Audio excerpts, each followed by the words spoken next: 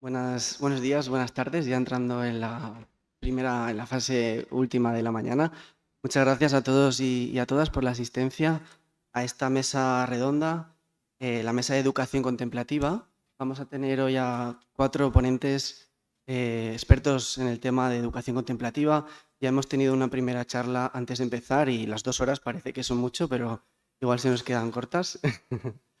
Empezaremos con la primera presentación, dejaremos un turno al final de preguntas, por si tenéis alguna duda las podéis ir anotando y al final de las 4 charlas daremos paso a las dudas que tengáis o comentarios que queráis realizar. En esta mesa de educación contemplativa tendremos a Alejandra Cortés, a Hans Burgard, Yolanda Ruiz y yo mismo, Daniel Campos, que trataremos de abordar desde distintos puntos de vista y de acuerdo con las líneas de investigación y de trabajo que estamos haciendo, plantearemos los distintos temas. En primer lugar, vamos a seguir el orden del programa. Empezará Alejandra Cortés, que es catedrática de Educación de la Universidad de Zaragoza. Alejandra tiene un perfil muy polifacético, como veréis, desde la docencia, la investigación y también con temas de gestión en vicerrectorado. En los últimos años, como ahora veréis, está muy interesada en el tema de defender las competencias transversales, la importancia de la espiritualidad. Ella misma ahora presentará el tema, que es la educación humanista. Así que, Alejandra, cuando quieras, te cedo el turno de palabra.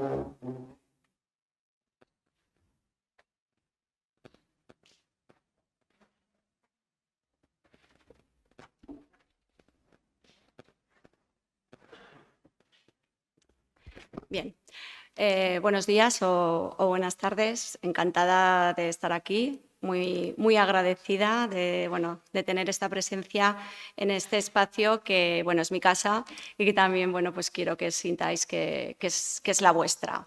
La verdad que no son palabras baldías, porque sí que es cierto. Ay, sí.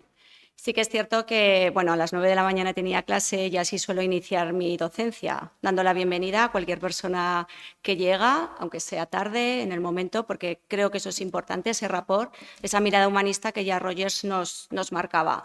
Porque crear ese clima de confianza y de estar a gusto en un sitio, la verdad que es propicio para cualquier persona que esté en ese momento presente. Y si además lo haces pues con una actitud realmente positiva y con una sonrisa, yo he sentido y hay evidencia científica que acaba funcionando.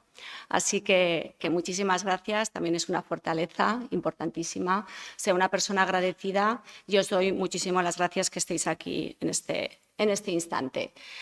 Y también algo que suelo compartir en muchos foros, cuando tengo la suerte de estar tanto en contextos empresariales como docentes, como del campo de la salud, es que no olvidemos algo que es obvio. Sin embargo, en ocasiones el sentido común y la obviedad tiene que estar presentes, valga la redundancia, de que todas las personas que estamos aquí somos seres humanos y al fin y al cabo la raíz del humanismo es esa, que no perdamos esa esencia de la humanidad y en parte de esa educación o de ese enfoque espiritual que es el alma, y así lo suelo transmitir.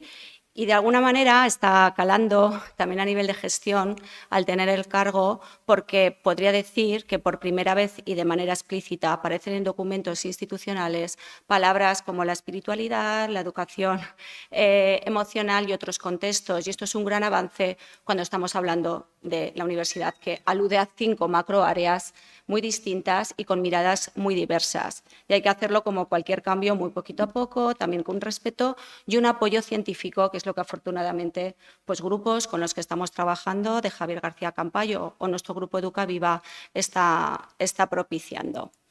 Así que desde esta mirada, desde este maravilloso dibujo, ¿no?, de Eva, que no sé si tuvisteis ocasión de ver, que transmite esa calma, esa ataraxia, que como le digo a mis estudiantes, intentad que vosotros y en un futuro, cuando seáis maestros, profesores, logréis ese estado de calma, porque es el mejor para aprender. Y es algo que intento primero en primera persona y luego también como docente de futuros docentes realizar en mis clases, y también haciendo una mirada a a mi vida familiar y a mi vida personal, porque aquí voy a contar base epistemológica y científica, y también voy a compartir con vosotros, porque me parece interesante, que muchas decisiones que tomo a nivel vital y profesional están basadas en esa base científica que yo estoy viviendo y que creo que es un gran paso. Y al final es un círculo virtuoso en el que todo se va retroalimentando, porque con mis incoherencias, que son muchas, porque soy humana, intento que haya esa coherencia entre lo personal y lo profesional y lo intrapersonal, o esa alma que todos y todas tenemos. Así que, Así que mi idea es transmitiros en este ratito que voy a compartir esa base epistemológica, no toda, por supuesto. Bueno, 3 ejes en los que me estoy enfocando, que es la parte que tiene que ver con la comunicación, con el liderazgo y el enfoque de educación inspiradora. Y también un pequeñito guiño a este trabajo en el que está Daniel también incluido, que estamos realizando entre 2 grupos de investigación con el propósito de crear un programa con fondo y con forma de educación espiritual en los centros educativos, y también, como ya he dicho, esa mirada a mí misma, que también creo que estamos en un foro que invita a que se haga. Bien, algunas ideas que quisiera trasladar es este concepto que la verdad que insisto mucho en ello cuando estoy en mis clases, y es que a veces tendemos a pensar que el gran poder que tenemos las personas es el poder de la información, ¿no? Esto se dice mucho a través de los medios, de las redes. Sin embargo, un gran poder que tenemos los seres humanos es conocernos bien a nosotros mismos y llegar a esa esencia. Y cuando realmente la tenemos, nos pueden quitar mucha información o la pueden desvirtuar o nos pueden desinformar, nos pueden manipular. Sin embargo, el autoconocimiento es algo que es muy importante y que tenemos que abordar cada vez más en el ámbito docente. No digo que no se haga, porque esto también sería algo incorrecto, no pensar, pensar que no se está haciendo o que se ha hecho, sino que estamos en ese camino de ese conocimiento intrapersonal. De hecho, ese conocimiento intrapersonal y transpersonal es la clave y lo que tiene vinculación con esa educación espiritual o con esa educación contemplativa, como por ejemplo el libro que amablemente, esta palabra tan bonita, la amabilidad, nos han regalado en la bolsa, ¿no? Qué bonito. Estaba recientemente en un contexto educativo de mis hijos, iban a trabajar, a propósito de una propuesta de algunas familias, la amabilidad como eje durante todo el centro educativo durante un año. Va calando y se está haciendo lo mejor posible, ¿de acuerdo? Al fin y al cabo, a mí me gusta mucho esta idea. La inteligencia intrapersonal o transpersonal es un filtro catalizador para otro tipo de inteligencias. Se dice, antes de hablar, ¿no?, utilizando Gardner, otro tipo de inteligencias, la cognitiva, la matemática y la lingüística, quizá, ya quitaría el quizá, la base justamente es esa parte intrapersonal y transpersonal. Disculpa. La inteligencia o la faceta intrapersonal o transpersonal no es sinónimo de inteligencia emocional o de tener empatía. A mí esto me parece muy importante, sino que ahonda mucho más y en esa parte que tiene que ver con la alma, con las motivaciones, con los valores, con las emociones, con un pensamiento muy, muy, muy íntimo de nosotros y de nosotras mismas. Y luego algo muy importante y que insisto, y que ayer Julieta también mencionaba, un poco la faceta ética, ¿no? Tengamos en cuenta que cuando estamos abordando estos temas, no porque a mí me guste esto, automáticamente se identifique con que lo estoy haciendo con una axiología y una ética detrás, porque muchas veces podemos llegar a manipular con este tipo de aspectos. Y creo que eso es importante también tenerlo en cuenta y es un reto que ayer Julieta mencionaba.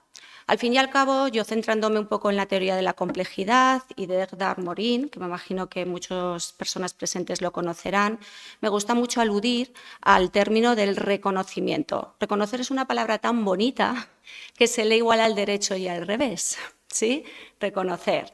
Y ese es entrar en ese círculo virtuoso de valorar lo que la otra persona te aporta a ti como ser humano y tú cómo puedes aportar desde esa alma o de ese conocimiento personal que tienes de ti mismo. Salir de un círculo que no puede ser vicioso a entrar en un círculo que es la tercera vía y que tiene muchísimo que ver con esa inteligencia intrapersonal y transpersonal.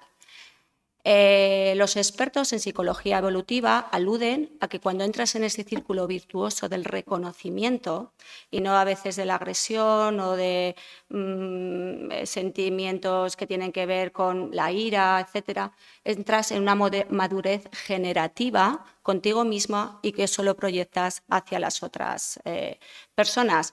Por eso yo siempre les digo a mis futuros estudiantes, maestros de diferentes etapas educativas, primero ahonda en ti mismo, en cómo resuelves los conflictos y luego vas a dar tu mejor versión. No porque vayas a ser una persona perfecta, vas a ser una persona humana, pero sí que con la consciencia de intentar hacerlo lo mejor posible y de saber pedir perdón cuando lo tienes que hacer, de ser una persona agradecida, de un montón de fortalezas, que es muy, muy importante, porque somos ejemplo de lo que queremos transmitir.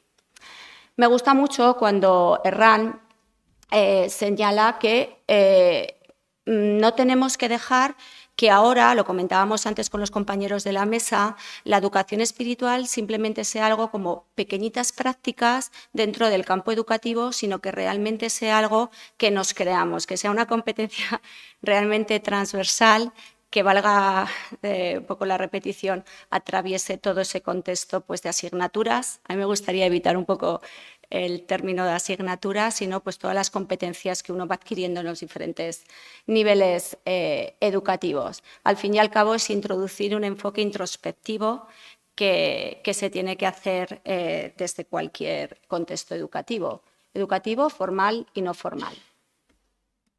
Bien, también hay alguna idea que quisiera transmitir, porque me parecen ideas muy potentes a los futuros estudiantes de infantil, maestros de infantil y de primaria, y también en algunos entornos. Me gusta siempre iniciar con frases inspiradoras que te marquen, porque eso te hace crear raíz en el contexto en el que estás.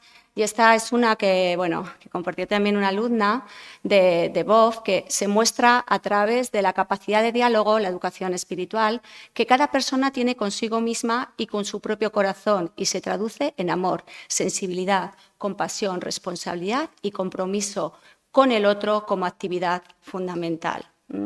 Bueno, estas ideas acaban calando, ¿no? Y luego, además, si las transformas en diferentes actividades, también con tu actitud, la verdad que ahí queda. Al fin y al cabo, vamos con la idea de crear una vida completa también a través de la vida educativa. Haríamos una pausa. Yo muchas veces invito en mis clases a que se cierre un poquito los ojos para intentar asimilar y acomodar pues algunos de los aspectos que de una manera muy rápida, entended que en otro entorno lo hago de una manera más lenta, sosegada, pues algunas de las cuestiones que nos calen, ¿no? Y hago la pregunta de qué te llevas, de qué te ha calado, de qué te ha impactado, de lo que aquí se ha podido compartir, sin más. A mí me parece que es interesante y que además este cuadro invita a esa intimidad y a esa alma que creo que es importante. Bien, muchísimas gracias.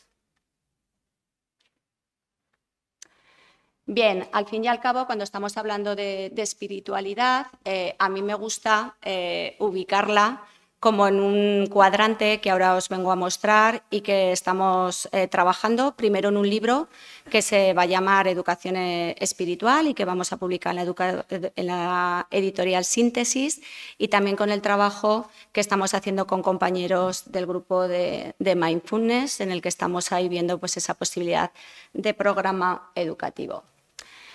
Este sería el cuadrante que estamos ahora trabajando. Es muy denso y muy intenso. Imaginad que cada parcela ocupa muchísima parte epistemológica, teórica, científica de lo que estamos haciendo, y tendría como estas facetas que van desde la propia autoobservación, cómo esa autoobservación te ayuda a que te autoevalúes, te hagas un mapa de cómo eres como persona desde el punto de vista físico, mental, emocional y trascendente o espiritual, cómo te autorregulas según esa evaluación que tú has hecho, Diferenciar bien lo que es autoconcepto, que es esa mirada más objetiva de nosotros mismos, de autoestima, que esa mirada subjetiva que tenemos de cada uno de nosotros. Y no estoy haciendo aquí ningún comentario de que una cuestión sea más válida que otra. Somos conjunto del objetivo y de lo subjetivo, como dice Morín, que nos acabamos construyendo.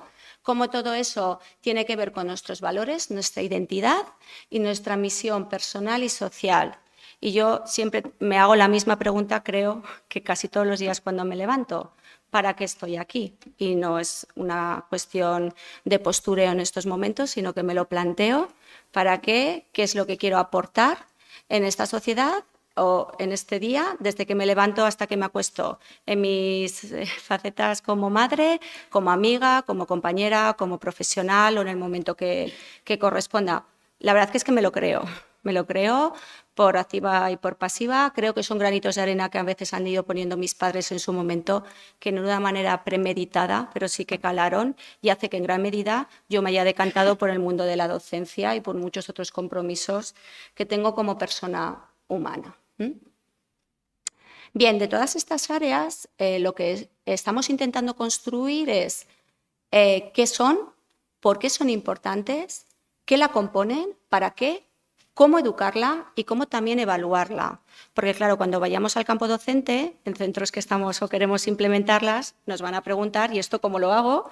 O cómo luego lo plasmo en un currículum para evaluar. Yo soy docente y es las preguntas que normalmente te hacen cuando vas a los centros educativos.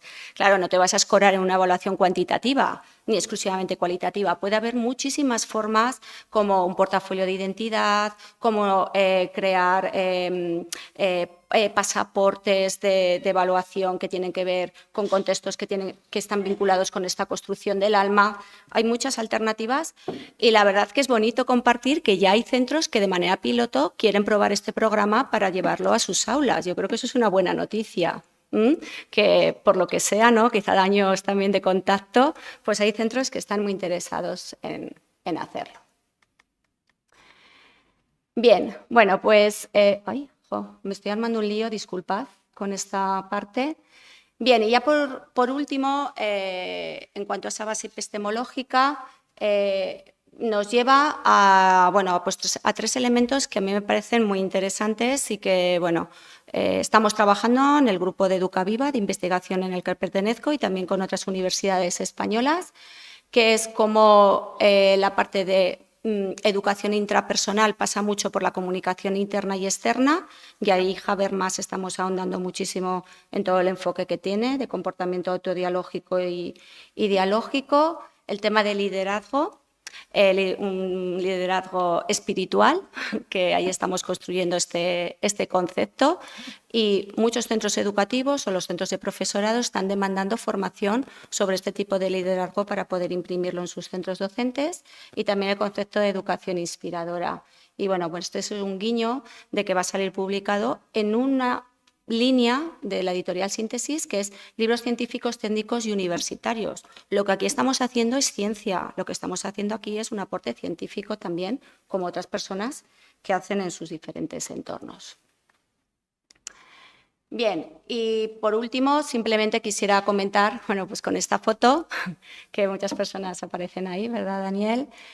Aunque es un trabajo pues muy incipiente, como pues estamos viviendo con mucha ilusión, un pequeñito equipo constituido, como ya he comentado, entre dos grupos de investigación, esta posibilidad de programa. Lo primero que estamos haciendo es crear una buena base epistemológica de qué diferencia o que no entre educación contemplativa, educación espiritual, compasión, qué similitudes y diferencias hay, para luego ir construyendo entre todos un programa. Claro, construir un programa de educación es costoso porque lo tienes que testar, tienes que ver grupo experimental, grupo control, para ver cómo funciona y qué cuestiones hay que ir mejorando o no.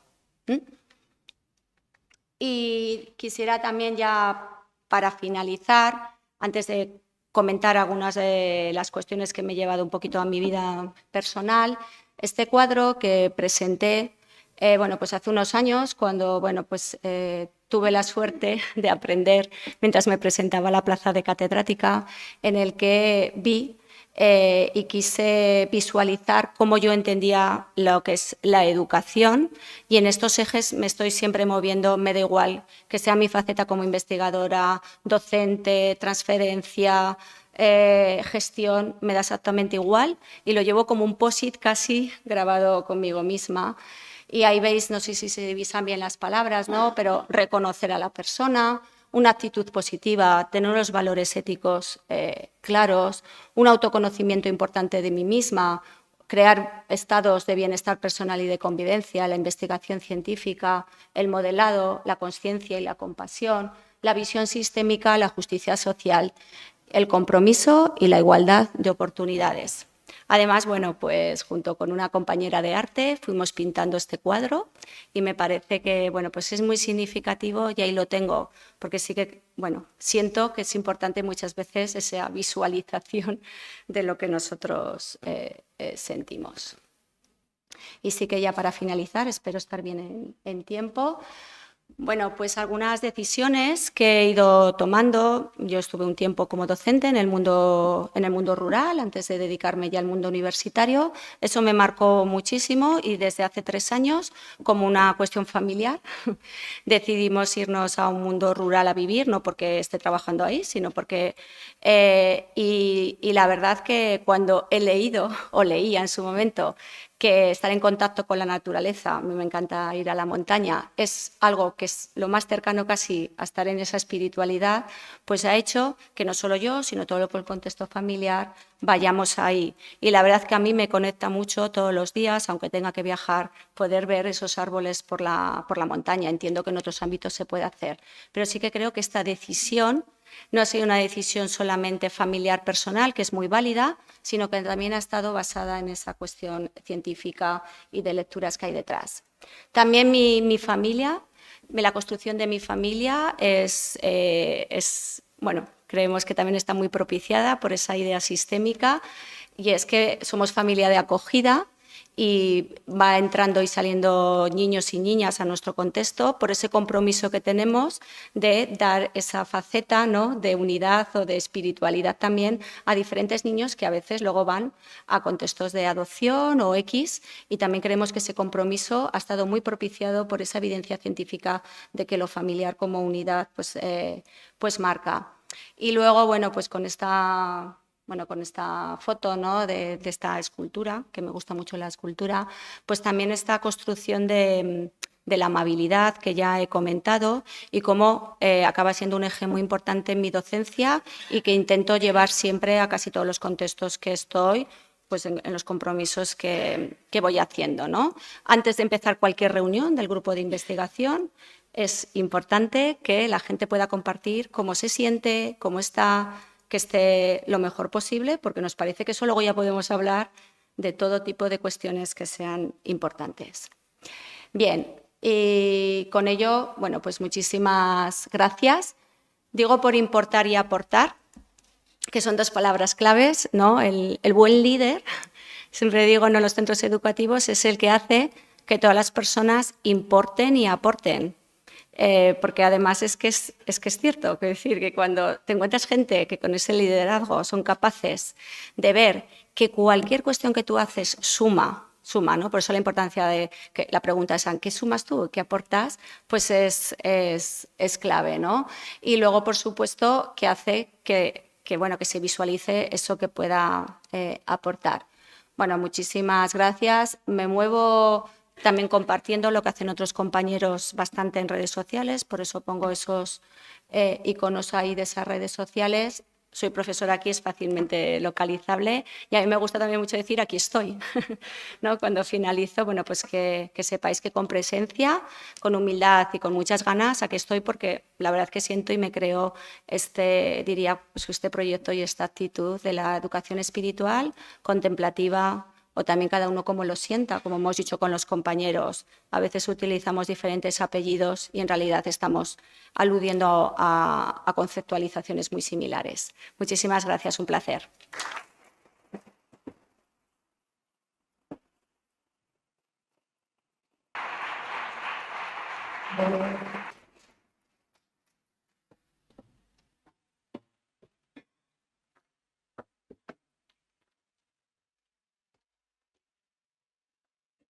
Muchas gracias, Alejandra, por la presentación. A continuación tendremos a Hans Burgard con la ponencia El aprendizaje sí de la Universidad de Emory. Hans es científico desde el campo de la biología molecular, también meditador con experiencia, es coordinador del programa Sea Learning, y experto en ciencias contemplativas y también miembro del máster de estudios budistas avanzados. Muchas gracias. Cuando quieras. Bien, muchas gracias, Daniel. Gracias también, Alejandra, por haberme hecho esta magnífica introducción a mi presentación, lo cual me permitirá quizá centrarme en otros aspectos, porque creo que va a añadir. Como bien decías, al final ponemos apellidos distintos a algo que creo que está resonando. Sí, mejor. Vale. A algo que al final apunta en la misma dirección, con palabras distintas, pero creo que todos podemos estar de acuerdo, incluso aquellos, creo yo, que están en desacuerdo. Si investigaron un poco más, verían que no estamos hablando de cosas tan extrañas, de cosas que no tienen importancia para el ser humano. De hecho, antes agradecimiento también a todos y a todas por estar aquí, a los organizadores. Ya me iba lanzando. No, faltaría. Estoy aquí, efectivamente vengo del campo científico, la biología molecular, incluso con doctorado, postdoctorados. De ahí me moví unos años a estudiar budismo de forma académica prácticamente, 6 años, más uno de retiro. Esa fue la parte práctica, la gran bienvenida después de tantos años de estudio. Y actualmente, básicamente, trato de compartir aquello que, al fin y al cabo, y como apuntaba al inicio de mi presentación, es algo que creo todos los seres humanos apreciamos, aunque a veces no somos conscientes de ello. Y es que todo ser humano tiene un potencial magnífico, también tiene un potencial destructivo, lo vemos. No hace falta explorar mucho para ver que tenemos un potencial altamente destructivo. Pero vemos, quizá hoy en día, cómo ese potencial destructivo, ese potencial a veces de confusión, nuestra confusión, el no saber ciertas cosas, todo ese desarrollo material en el que quizá nos ha faltado un poco de pausa, detenernos a valorar el por qué avanzamos tanto, quizá incluso cuestionarnos la idea de progreso. Todo eso, a mi entender, eclipsa algo muy básico, algo muy fundamental, ese potencial que tenemos como seres humanos, que además no es injusto incluso atribuirlo a los seres humanos. También los animales comparten cierta parte de ese potencial. Cada vez es más claro que las especies sociales, como somos los humanos, pero también muchas otras especies de mamíferos, incluso aves, tenemos una inclinación innata hacia el altruismo. Y en esas especies esa es nuestra fuerza evolutiva. En el ser humano, si eliminamos de la ecuación nuestro potencial más altruista, de bondad, de compasión, ¿con qué nos quedamos? ¿Seguiríamos en este planeta? Incluso la ciencia evolutiva cada vez afirma más que esa es nuestra principal fuerza de evolución, nuestra principal fuerza evolutiva. Y añade otra cosa, la neurociencia, la medicina, la biología nos recompensa. Cuando actuamos desde ahí estamos mejor físicamente, mentalmente, espiritualmente, incluso vivimos más años y con más satisfacción. Entonces, desde todos los ángulos, en mi opinión, este debería ser el foco principal de la educación. Lo demás debería estar al servicio, pero curiosamente ese no es el foco principal, incluso cada vez menos, por suerte, ha generado muchas suspicacias el llevarlo al ámbito de la educación más formal, como si esa parte perteneciera a otros ámbitos que no deberían mezclarse con una sociedad científica, o yo diría cientifista, muy basada en lo material, donde lo espiritual se ha descuidado, incluso se ha convertido en algo sospechoso, que despierta muchísimas suspicacias. Bien, el aprendizaje social, emocional y ético es una más de esas iniciativas que intenta, con una aproximación lo más universal posible, dar respuesta a esa que es una necesidad humana compartida. Os invitaría a hacer un pequeño ejercicio, y es un ejercicio que yo creo que si hiciéramos todas las personas recurrentemente, a menudo, posiblemente buscaríamos otra dirección a nuestras acciones y poco a poco iríamos cambiando como sociedad. Si miramos atrás nuestra vida y la miramos incluso como si fuese a terminar, ¿no? De hecho, cualquier momento puede terminar, no sabemos, ¿no?, lo que puede pasar en el siguiente instante. Este podría ser el último segundo o el último día de mi vida, ¿no? Si fuese ese el caso y miro hacia atrás, ¿cuáles son las cosas que atesoro? De mi vida, ¿qué es lo que atesoro? ¿Qué es lo que de verdad ha tenido valor? ¿Son las cosas materiales o incluso los conocimientos que he adquirido? ¿Cuáles son las cosas que atesoro de verdad? ¿Cuáles son las cosas que buscaría en ese momento? ¿Buscaría objetos materiales, los libros, ¿no?, donde hay ese conocimiento que aprendí? ¿O quizá buscaría la compañía de otras personas? ¿Y por qué buscaría esa compañía? ¿Qué hay en esa compañía que me resulta precioso? Yo creo que la respuesta la tenemos, ¿no? Pero aún así nos perdemos en lo material, nos perdemos en lo superficial y nos olvidamos de nuestra humanidad, que, como antes decía, no es solo humana. También la tienen los animales y a veces la ejercen mejor que nosotros, de forma más incondicional y sin pensar tanto. Bien. Pues no, voy, si no me pierdo, sí, si no, quizás sí. Bueno, un poco ya he apuntado lo que hay en ¿no?, en el título de esta diapositiva. El programa pretende ir hacia una educación integral, humanística, holística, como le queramos apellidar, como le queramos llamar. Es una iniciativa global que está desarrollada por expertos en pedagogía, en educación, científicos, psicología del desarrollo, resiliencia, trauma. Y lo lidera la Universidad Emory de Atlanta. Lo lidera porque es un programa que no ha hecho esa universidad y le hace un paquete predeterminado, unos materiales. Lidera un proyecto internacional en que hay países como Colombia, Brasil, México, España, Mongolia y demás, que van enriqueciendo el programa y aportando desde sus distintas visiones. Aquí en España el programa lo lidera una asociación sin ánimo de lucro, que es el Instituto para la Educación Emocional, Ética Social, la Universidad de Girona y la Universidad Pablo de Olavide de Sevilla. Y la finalidad del programa básicamente es proporcionar metodologías pedagógicas que faciliten ese cultivo del que hablaba anteriormente. Su aproximación está basada en la experiencia propia, en el autoconocimiento, la experiencia también compartida, pensamiento crítico, que es una parte importante del programa, y la evidencia científica. En este sentido, sus fundamentos es preparar al estudiante para que pueda tomar decisiones responsables en un mundo global y, eso es importante, fomentar valores y competencias que conduzcan a una vida con sentido y bienestar. En ese sentido que apuntaba al principio de la presentación, más desde ese lado humano, no tanto al bienestar material, que también, pero enfocado al bienestar integral de la persona. Su visión, contribuir desde la educación al bienestar de la infancia, la juventud y al de su entorno, así como a un mundo más humano y ético, entendiendo que mi bienestar está condicionado por el bienestar de los demás, que hay una interdependencia y no puedo descuidar a los demás y pensar solo en mí mismo, estamos totalmente interconectados. Y también con otra, me viene la afirmación, ¿no?, del budismo, que también se va demostrando a nivel científico, el que se ama a sí mismo no daña a los demás.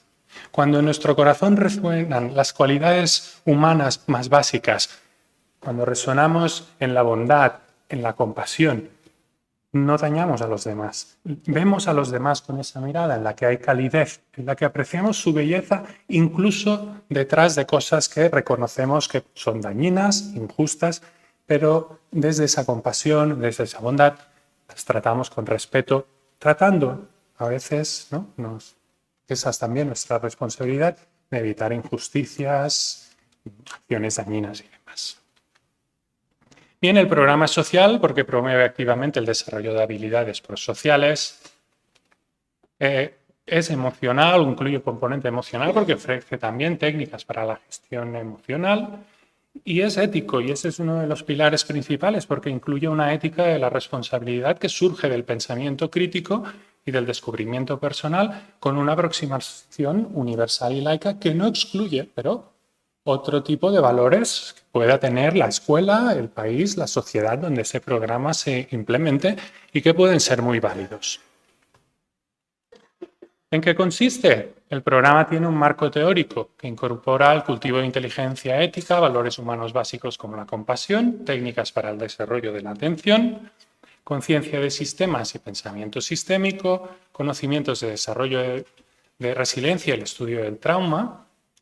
Una cosa que sabemos es que en las escuelas hay situaciones muy complicadas, hay niños y niñas que vienen con traumas fuertes. El programa también da herramientas para la gestión, no tanto de esas experiencias más extremas, eso tocaría a psicopedagogos o psicólogos, pero herramientas que nos permitan, incluso aunque no estemos en esa situación, lidiar mejor con situaciones potencialmente traumáticas, en general, para todos. El programa tiene una aproximación constructivista que está centrada en el alumno. Y porque seguramente ya voy mal de tiempo, voy a centrarme en los componentes. El programa se articula en 3 dimensiones y 3 ámbitos. Esas 3 dimensiones son la conciencia, la compasión y la implicación. Estas incluyen otras habilidades, otras cualidades que no están aquí mencionadas explícitamente, como la bondad, también lo están. Y tiene 3 ámbitos, el personal, el social y el sistémico. Entendiendo por sistémico el ser conscientes que estamos en un mundo global y que más allá del impacto que tengo en las personas cercanas, tengo un impacto en todo el sistema, aunque sea pequeño. Cuando cruzamos esas 3 dimensiones con los 3 ámbitos, tenemos 9 componentes. Atención y autoconciencia, autocompasión, autorregulación, sería la progresión en el ámbito personal, conciencia interpersonal, compasión o bondad por los demás, habilidades para las relaciones, y en el sistémico apreciación de la interdependencia, reconocimiento de la humanidad compartida, de lo que compartimos con los demás, y implicación en la comunidad y a nivel global. Entendiendo que no solo mis acciones tienen un impacto, sino que además mis acciones pueden tener un impacto positivo y quizá me merece la pena como ser humano tratar de fomentar ese impacto en mi comunidad o en un mundo más global. ¿Cómo voy de tiempo? ¿Muy bien? ¿Cuánto? 11. Vale, perfecto. Bien, el modelo pedagógico quizá os resuene un poco. De hecho, ayer se mencionó. Empieza por crear un ambiente propicio, un ambiente donde el alumnado se siente seguro. Porque sin ese ambiente propicio en el que hay seguridad, acompañamiento, una cierta calidez, el aprendizaje se ve perjudicado. No podemos aprender si estamos en un ambiente hostil. A partir de ese ambiente propicio, lo que se promueve es la transmisión de conocimiento, que incluye el escuchar, el leer, el debatir, el explorar y el experimentar conocimiento. La segunda fase de ese aprendizaje es un paso posterior a la transmisión, que es el comprender ese conocimiento. Empezamos a interiorizar ese conocimiento, lo vamos haciendo propio, relacionándolo con nuestra vida a través de la investigación y el pensamiento crítico. Lo ponemos a prueba. El programa anima a los estudiantes que pongan a prueba todo lo que se les transmite y que de hecho exploren ese conocimiento. No se les dice esto es así, esto es así. Cuando hay una evidencia científica, un estudio científico que se transmite, se les dice. Sistema nervioso, se dice que funciona así o así. Pero las consecuencias de aquello que aprenden es algo que se les invita a explorar y a cuestionar. El último paso sería la integración, que posiblemente vendrá en muchos casos después de la etapa educativa obligatoria, la etapa educativa formal, porque de hecho este es un proceso que se desarrolla a lo largo de la vida. Esa integración es el refuerzo del conocimiento que conseguimos a través de la familiarización y la reflexión hasta que se vuelve parte de nosotros. Cuando el viaje de aquí a aquí termina, ¿no? Y que creo que todos hemos experimentado. Todos sabemos muchas cosas, pero de saber a conocerlas desde aquí hay un largo viaje.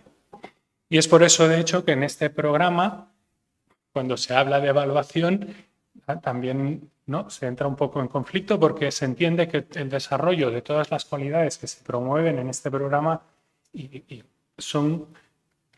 ese desarrollo es para toda la vida. No va a terminar nunca. Y por lo tanto, evaluar resultados de algo que es un proceso vital resulta complicado. A menudo lo que se tiende es a la autoevaluación, que uno evalúe el impacto que eso ha tenido en sí mismo y que refleje sus reflexiones, pero no se busca una evaluación en forma de, ¿no?, cualificativos o numérica. Eso no tendría mucho sentido. Bien, el programa consta de materiales didácticos para distintas fases educativas. Primero, tercera de primaria, cuarto, quinto de primaria, primero, tercero de ESO y de cuarto de ESO y bachillerato. Y se están preparando también ya las guías para universidad y también para familias. Quizá es una de las partes más importantes para que estos programas funcionen. El cuerpo docente, los docentes, si no encarnan esas cualidades, se puede producir incluso un efecto adverso. Están hablando de amor, de compasión y no tienen respeto por sus estudiantes. Eso casi sería contraproducente. Pero también las familias. También la idea es proponer ejercicios, actividades que puedan hacer en casa con la familia para reforzar ese aprendizaje y que sea un aprendizaje 360. No solo un aprendizaje que termina cuando termina la clase o termina la escuela. Estas guías didácticas constan de distintas experiencias de aprendizaje que incluyen a menudo una preparación, una cierta introducción y debate, eso sería sobre todo la fase de transmisión, una actividad de comprensión, donde exploran ese conocimiento, y después una reflexión, en la que reflexionan sobre aquello que han hecho, y seguido de una conclusión. Pongo algún ejemplo y así se ve más claro. Este es un ejemplo, este viene de primaria. No lo he mencionado, en estas guías didácticas se incluyen unas 40 actividades para ir haciendo a lo largo del curso. Se pueden ir repitiendo, de hecho se recomienda que se vayan repitiendo, se vaya insistiendo en ese conocimiento, que no se dé por finalizado el aprendizaje con hacerlo una vez. Y este es un ejemplo de una de las actividades en la que se invita, en este caso a niños y niñas, primaria, a explorar lo que entienden por bondad y compasión. Sin explicarles qué es bondad o compasión, se les pregunta, ¿tú qué entiendes por bondad o compasión? Y se les pide que hagan un dibujo con una pequeña descripción. En otro ejemplo, se les da a elegir un objeto particular, y se les pide que exploren todo aquello que hay detrás de ese objeto, que vayan tirando de los hilos y descubran cómo ese objeto es el resultado de muchísimos factores que han contribuido a que ese objeto exista. Y a su vez, una vez han localizado algunos de esos factores, se les invita a explorar qué factores han contribuido a la existencia también de esos factores que contribuían al objeto final. Este es un ejemplo de aplicación del pensamiento sistémico en el que analizo causas, consecuencias, demás. Otro ejemplo, estrategias de ayuda sencillas que irán desarrollando, y esto viene del conocimiento del trauma, y son estrategias que todos podemos usar y que de hecho algunas de ellas ya usamos. Por ejemplo, cuando estamos nerviosos puede que tengamos tendencia a beber agua. ¿Lo habéis notado? Si alguien tiene una crisis de ansiedad, a menudo ofrecemos agua, algo para beber. Técnicas sencillas como por ejemplo notar el contacto con un objeto físico, lo cual lleva mi atención al campo más sensorial, me aleja del ruminar en lo que no funciona o de otras sensaciones desagradables. Todas estas son estrategias que tienen una base neuronal. Ayudan a restablecer el equilibrio del sistema nervioso autónomo a través de las sensaciones corporales. Si alguien tiene un ataque de ansiedad y le digo, cálmate, no pasa nada, posible que no funcione. Pero si le sujeto la mano y dejo que apriete mi mano, o incluso si es adecuado le abrazo, eso puede ayudar a que su sistema nervioso se restablezca. Otro ejemplo, con este terminaré, un ejemplo de mecanismos de retroalimentación. Pongamos que alguien nos dice palabras duras, ¿no? Presenta este ejemplo incluso a niños y niñas. ¿Qué es lo que sucede cuando alguien nos dice palabras duras o hirientes que nos hieren nuestros sentimientos? Entonces se les hace notar cómo cuando esos sentimientos heridos, tendemos también a usar palabras duras que a la vez refuerzan, ¿no?, ese bucle, y entramos en ciclos de retroalimentación de los que no sabemos hacer.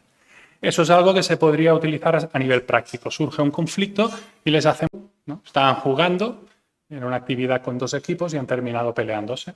Separar el grupo, cambiar a un juego con un solo equipo, entonces ya no hay competitividad, no nos peleamos. Pero entonces a un estudiante se le ocurre una solución, un grupo pues se les deja hacer ese trabajo en grupo. Y la solución a la que llega es crear otro bucle de retroalimentación. Si hablamos de forma más amable, utilizando palabras agradables, con más bondad, lo que surgen son sentimientos positivos y eso refuerza a su vez las palabras agradables.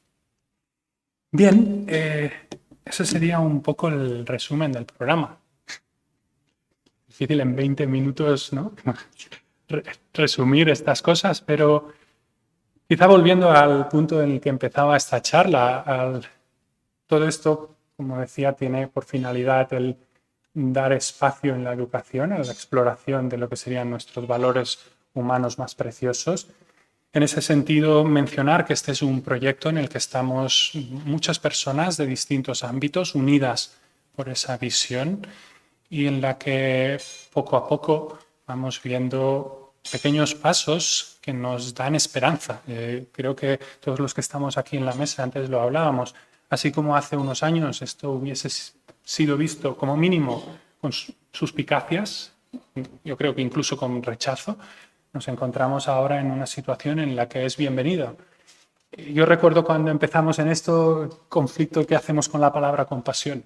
Vamos a ir a escuelas públicas con la palabra compasión, se nos van a comer. Pues lo que ha pasado, y yo no sé si la pandemia ha ayudado, es que ahora la palabra compasión no produce el mismo efecto. Casi produce un efecto sorprendentemente para nosotros mucho más positivo que hace 4 años. Creo que estamos en un mundo en el que se están visibilizando cosas que no funcionan, en el que nuestros valores no hacen aguas o brillan a veces por su ausencia, ¿no? Como sociedades. Y creo que eso está resaltando cada vez más la necesidad de hacer esto en la medida de lo posible. Si podemos aportar ese granito de arena, pues bienvenido sea. Muchas gracias.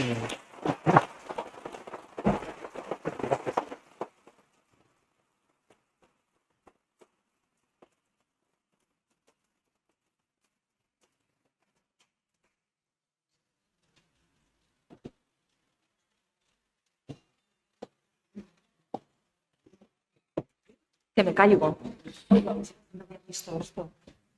Muchas gracias, Hans, por la presentación. A continuación tendrá el turno de palabra Yolanda Ruiz. Es profesora con más de 20 años de experiencia en la docencia de la Universidad Católica de Valencia, del área Psicología de la Religión y la Psicología Social. También es directora de la Cátedra Escolas Ocurrentes de la Universidad Católica de Valencia y directora del Máster en Counseling. Nos va a hablar sobre prosocialidad, actitudes y empatía, el modelo humanista de escuelas ocurrentes. Gracias, Yolanda, cuando quieras. Bueno, gracias a vosotros, gracias a la dirección del Congreso pues por invitar a escuelas ocurrentes, gracias a mis compañeros de mesa que yo creo que han dicho cosas que, bueno, que estamos todos muy en armonía, ¿no? Con lo que nos preocupa de la educación. Bueno, mirad, la idea es un poco presentaros lo que es el proyecto de Escolas Ocurrentes. Escolas Ocurrentes nace en Argentina en una época social, política, cultural convulsa. Nace de la mano de Jorge Bergoglio, que es el actual Papa Francisco. Es una institución educativa que apuesta por un cambio de paradigma, dando voz, dando palabra a los jóvenes de 14 y de 15 años. ¿En qué consiste este modelo humanista de escuelas? Básicamente se aborda desde la tríada rogeriana, todo lo que tiene que ver con la ausencia del juicio moralizante, la aceptación incondicional del otro, lo que es la empatía, esos procesos de captar el mundo emocional, tanto el nuestro como el de los demás, y por supuesto la congruencia o la autenticidad. ¿Desde dónde me sitúo? ¿Desde dónde soy? ¿No? Desde ahí nace este proyecto que se apoya sobre todo en la cultura del encuentro. ¿Eso qué significa? Que aunque nace claramente con una identidad católica, podemos decir, porque nace de la mano de Francisco, es un proyecto de encuentro donde trabajamos con judíos, con musulmanes, es decir, con personas no creyentes. Lo que queremos es que se encuentren los chicos, porque desde ahí podemos hablar de integración social, cultural, podemos hablar de cultura de la paz. Actualmente estamos presentes en 5 continentes y trabajamos en una red de más de 500.000 redes educativas. No hacemos colegios, pero acompañamos y trabajamos en esa línea con el fin de cambiar ese paradigma. Nuestro eje, digamos, el centro es la persona. Siempre es la persona en toda su integralidad y en toda su integridad. Sabemos que tenemos una educación muy del conocimiento, muy intelectual, bueno, pues queremos abarcar esas dimensiones que no están presentes. Queremos poner en evidencia, podemos decir, a veces, los sistemas educativos tan inútiles que tenemos desde infantil hasta el ámbito universitario, donde tenemos cortijos segregados, sectorizados, donde no apostamos por otras dimensiones que también forman parte de la persona. Mis chicos en la universidad no vienen solo con la cabeza, vienen con afectos, vienen con voluntad, vienen con otras dimensiones que no estamos contemplándolas, ¿no? Queremos hacer comunidad. Por eso, aunque nace de Francisco, nuestra apuesta es hacer comunidad entre todos. ¿Cómo? Trabajando en lo local, pero con una visión global.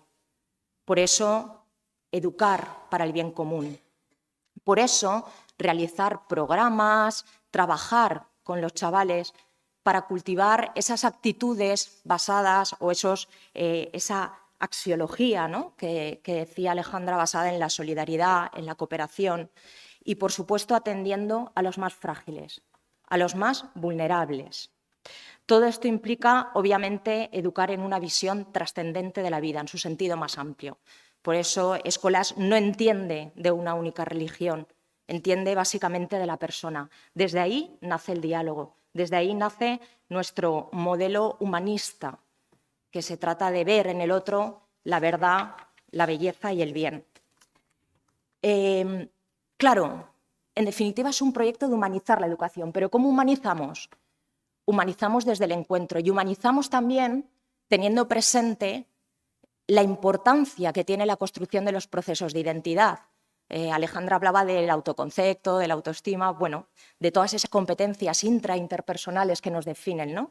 Pues desde ahí es desde donde trabajamos. Nos interesa pues que el chaval sea capaz de contemplar, de mirar más allá de lo que se ve, aquello que no se ve, incluso de mirarse él por dentro, ¿no?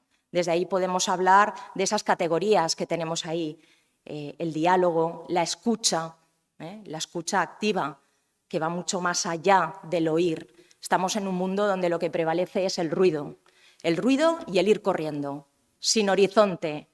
Todos vamos corriendo y no sabemos dónde, ¿no? Claro, ciertamente podemos caer en esa justificación de decir, bueno, pues el prójimo, los que lo pasan mal, cómo lo hacemos, ese activismo, esa prosocialidad, esa conducta social positiva de ayuda al otro, pero ¿desde dónde nace? Para nosotros esto es clave. Por eso queremos acoger y potenciar esos procesos que, en definitiva, definen la esencia, ¿no?, de lo que somos. Todas las cuestiones como la empatía, la aceptación, el compartir, ¿no? Y, sobre todo, el acompañar desde el silencio, ¿no? Para nosotros, el otro es alguien sagrado, es un misterio, independientemente de su procedencia. Y queremos educar a los chavales en ese acompañar también desde el silencio. Esto se traduce en ser contemplativos en la acción. ¿Cuántas veces en el mundo adulto hacemos, llenamos las cosas de actividades y al final, ¿cómo quedan nuestras motivaciones? Aparece un cansancio, incluso a veces hasta un cansancio espiritual, porque no sabemos de dónde nacen. Entonces, desde Escolas lo que queremos es, sí, claro, que haya acción. Los chavales son el presente y son agentes de cambio para una sociedad más pacífica. Y desde ahí promovemos ese encuentro.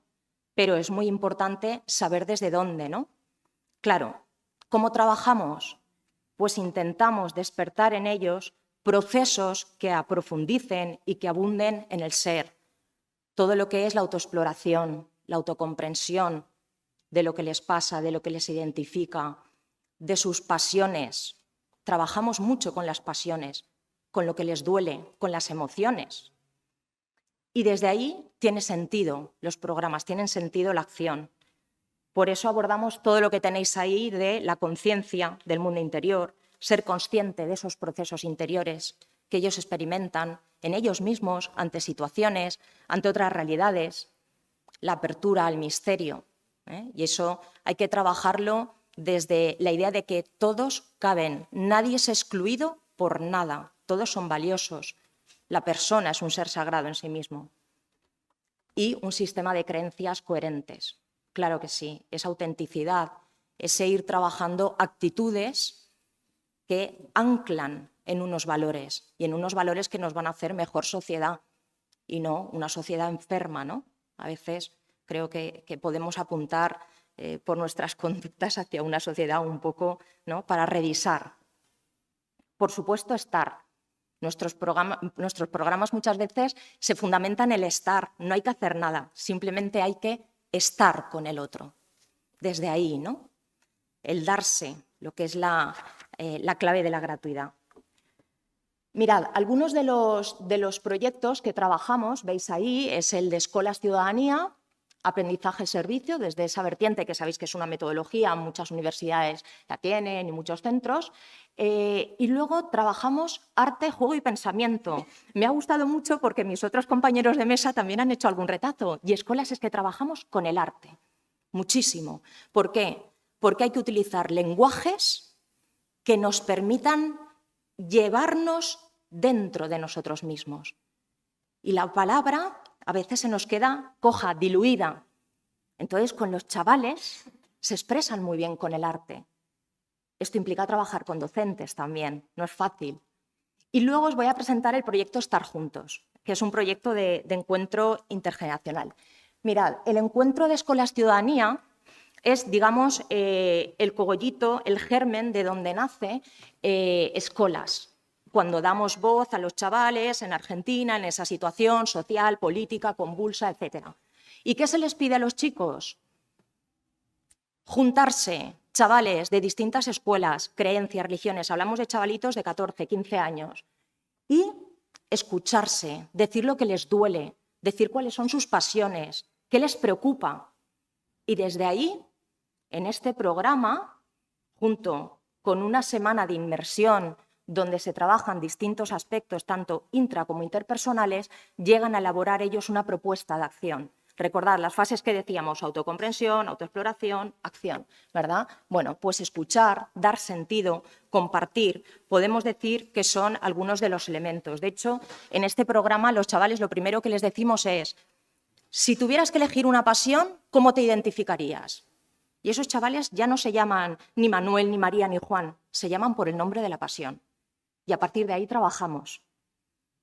Hay momentos de romper hielo donde veis una foto, esa es de Valencia, de un Ciudadanía. Hay 300 chicos de 16 centros educativos, donde solamente hay un porcentaje muy reducido de 15 chavales de cada centro. Es cambiar el paradigma. Muchas veces en un aula, oye, los chavales que, hombre, pero solo 15 de los 40 que tengo, no, solo 15. Solo 15. Se juntan, rompen prejuicios, se encuentran, dan sentido y elaboran, ¿no? Y la importancia de trabajar desde esa vertiente que es el corazón, en lugar del plano mental, ¿no?, que es al que estamos acostumbrados. De hecho, hay una cosa que hacemos siempre en escuelas que es el ¿qué te pa? Que es el ¿qué te pasa? ¿Qué te ha pasado? Bueno, pues ahí tenéis un ¿qué te pa? Después de una escuela ciudadanía de un chaval.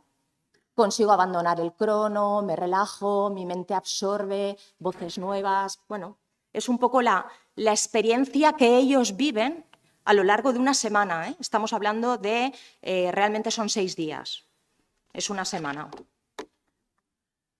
Otro proyecto es el de aprendizaje-servicio. Todos sabemos lo que es, hay una necesidad social, los chavales intervienen en un entorno local donde detectan esa necesidad, esa vulnerabilidad. Bueno, en realidad es un servicio y el servicio nace del amor. Por eso he querido reflejar las sabias palabras del Evangelii Gaudium de Francisco cuando dice que el verdadero amor siempre es contemplativo. Claro que sí. Entonces, nuestro APS, a mí ya no me interesa en ellos tanto el punto de llegada, que consigan elaborar un plan de sensibilización para... Bien, me parece bien, me interesa el proceso, el recorrido, qué es lo que ha pasado, qué es lo que les ha empapado, cuál han sido aquellos aspectos a los que ellos han sido especialmente más permeables. ¿Qué les ha removido por dentro? El tercero es el de juego, arte y pensamiento. ¿Qué pretendemos? Pues que aprendan a escucharse, a crear, a celebrar la vida. Esto implica, claro, asomarse al misterio de cada uno y expresarlo. No nos interesa que sean grandes pintores. Esto es un curso que hicimos para docentes. Detrás de cada línea hay vida de los docentes, hay experiencias, hay dolores, hay sinsabores, hay felicidad. Y juntos hacemos un mural que tiene un sentido para todos. Es otra manera de trabajar. Claro, trabajar con los chavales implica también trabajar con los docentes y hacer ese cambio, porque si no es difícil que cambiemos en un centro educativo donde sabéis que está todo tan establecido, tan marcado, donde a veces, lo comentábamos en la mesa, ¿qué entra? Entra la inteligencia emocional, pero entra con calzador, es un retazo, es un fragmento más, es un añadido, un grano más. Pero realmente estamos trabajando en algo que atraviese toda la unicidad de la persona. Y este es el último proyecto, que es en el que, no sé cómo voy, Daniel, de tiempo mal, ¿no? Ah, vale. El último proyecto que es en el que voy a entrar más, ¿no? Es el proyecto de estar juntos. ¿En qué consiste este proyecto? Pues el título lo dice, en estar. No hay que hacer nada. Cuando lo presentamos en los centros educativos, todos estamos acostumbrados. Objetivos, competencias, procedimiento. No, es estar. ¿Estar con quién? Estar con nuestros mayores. Estar con nuestros mayores. Encontrarnos con ellos. Este proyecto, fijaos, se inicia en tiempos de pandemia. Sabéis que ahí había situaciones de soledad, situaciones de... a veces cuando a los chavales les hablas de los mayores es como que les queda muy lejos, como que es algo... Bueno, intentamos ver cómo trabajar distintas categorías que tenéis ahí, algunas ya las he contado, que son las que bueno, humanizan, ¿no? nuestro modelo de escuelas, ¿no? Y nace de esa necesidad de trabajar cognitiva y emocionalmente, tanto con los chicos como con los mayores. Todo lo que implica la escucha al otro, el encuentro con el otro, esa alteridad. Nosotros somos seres gregarios y efectivamente tenemos primero que conocernos, tenemos primero que... pero el ámbito relacional no podemos eludirlo, es inherente a nosotros, ¿no? Entonces, desde ahí, ¿cómo trazamos un camino de fraternidad? Y esto cristaliza o arranca, digamos, en esa experiencia donde se intenta recoger donaciones de tablets, donaciones de smartphone, digamos, de tecnología en aquellas residencias donde estaban nuestros mayores muy solos, ¿no? Escolas lo que pretende es, de la mano del grupo de formadores que tenemos a nivel internacional, pues poder acompañar y tener en un primer momento encuentros. Mirad, esos encuentros son por todo el mundo, por gran parte de países. Participaron 13 países, 110 mayores de distintas residencias y 223 jóvenes de distintas partes del mundo. Se realizaron varias horas de videollamada y no había un objetivo, era estar, era escuchar, era el compartir, era... digamos que la propuesta que se realizó, fijaos, había un primer encuentro donde se formaba a los voluntarios. Claro, ¿en qué se les formaba? En enseñarles a despertar una mirada sensible. Fijaos que no se les enseñaba, vamos a ver, evolutivamente, problemas de la persona mayor, del adulto mayor, pues le pasa esto, tiene... No, despertar una mirada sensible, prepararles. No había ni un por qué ni un para qué. Este era un poco el sentido, ¿no?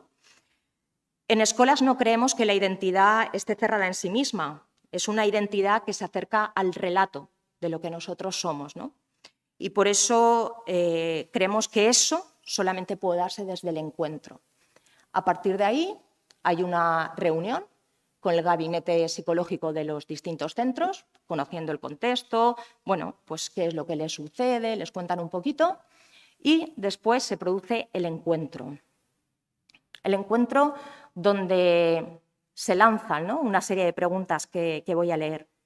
¿Se puede abrir en un tiempo de intensidad, de presente, un tiempo que siga el pulso del corazón y no el tic-tac del reloj?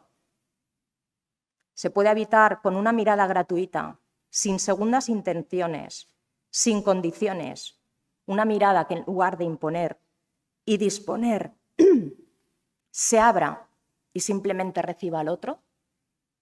Esas son las claves un poco, ¿no?, que se trabajan en ese encuentro, ¿no? Posteriormente viene el qué te pa. ¿Recordáis? Hemos puesto un qué te pa. Siempre hay un qué te pa. ¿Qué te ha pasado? ¿A ti qué te ha pasado por dentro? ¿Qué te ha removido? ¿Cómo estás tú? A los chavales, ¿no? ¿Qué les ha pasado?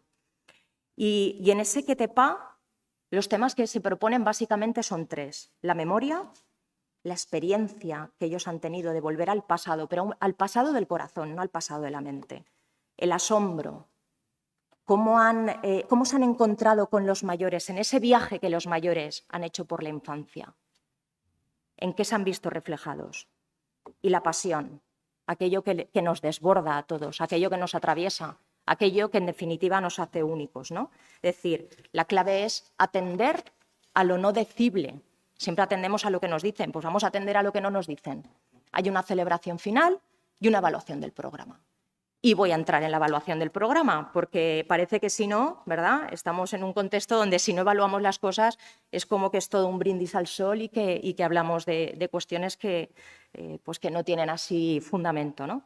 Bueno, ¿qué queríamos? Pues podemos decir, pues las apreciaciones que tienen los jóvenes sobre los adultos mayores, identificar el impacto sobre los juicios previos. Acordaos que hablábamos de trabajar la ausencia del juicio moralizante, la aceptación incondicional del otro. Y esto es muy importante, porque cuando yo me sitúo con alguien, si el chaval ya está diciendo, mírale, qué mayor está, mírale, seguro que está, ya no estamos trabajando bien. Desactivar el juicio es de lo más complicado que tenemos. Y evaluar el estado del ánimo. Utilizamos esas escalas de evaluación que tenéis ahí, ¿vale? Algunas preguntas que visteis para ver un poquito pues, cuál es digamos, el efecto o la repercusión, la escala que tenéis ahí de Hamilton y las variables, la valoración, la empatía y el encuentro intergeneracional. ¿Voy mal de tiempo? ¿Cuánto? 20, vale. Bueno, en cuanto a valoración funcional, ahí tenéis el pre y el post. ¿Qué podemos decir? Que hay un cambio en la percepción que ellos tienen. Consideran que los adultos mayores tienen más capacidad de adaptación, son capaces de mantener sus hogares limpios, tendrían que implicarse más en la participación social y política, porque no son los descartados, no son los sobrantes de la sociedad. Y que además no son todos iguales.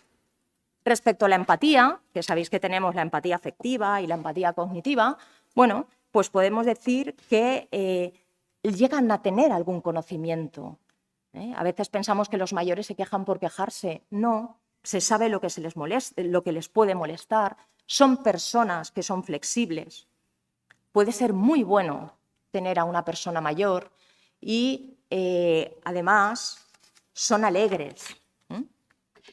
Y el encuentro, ¿qué nos dijeron los jóvenes? Bueno, pues los jóvenes nos dijeron que las personas mayores no les hacen sentir incómodos, que las historias pasadas son importantes, que no son irritables y que no se quejan constantemente de la juventud, ¿no? Que a veces decimos, es que los mayores se quejan. Bueno, todas esas experiencias las expresaron los jóvenes. Si veis ahí, yo aquí veo un poco más, veis ahí un poquito lo que serían los porcentajes respecto también a las percepciones, cómo cambiaron, cómo trabajar la ausencia del juicio moralizante hace que acojamos al otro de otra manera, hace que dejemos los prejuicios, ¿no? Y cómo hay un pre y un post respecto a algunas cuestiones o algunos ítems como tenéis ahí. Prefieren continuar trabajando siempre que puedan, la mayoría pues valora positivamente el tema de los consejos. Todo esto con un programa que arranca con videollamadas, pero obviamente, como entendéis, esto ya se ha cristalizado físicamente, o sea, ya se está yendo físicamente desde hace un tiempo, ¿no? Respecto a las cuestiones relativas de las escalas de ansiedad, ¿veis? Sí que se nota que ha habido una mejoría en casi todos los niveles en los mayores, cuando están en ese encuentro, ¿no? Y en general el nivel de ansiedad también se ve sensiblemente reducido, porque obviamente es un programa que empieza y que acaba, porque luego hay que acompañar los procesos que remueven a cada chaval por dentro. Entonces, no están yendo, esto no es un voluntariado, no están yendo constantemente. Entran durante un periodo limitado y después se trabaja con los chicos, ¿no? Y veis ahí que también hay valencias positivas en cuanto a determinados niveles. Bueno, en las conclusiones, los adultos mayores, el 37% de la intensidad de las emociones positivas subió un 37%. El estado de ánimo también bajó el tema de las emociones negativas y bajó el nivel de ansiedad, ¿no? Y, por supuesto, esto entraña o implica una serie de beneficios, tanto para los chavales como para los adultos mayores, ¿no? En cuanto a temas de motivación, en cuanto a temas de integración, de vitalidad, de interés por aprender, de redes de apoyo, hay algunas experiencias, ¿no? Algunas son palabras literales de nuestros chavales, ¿no?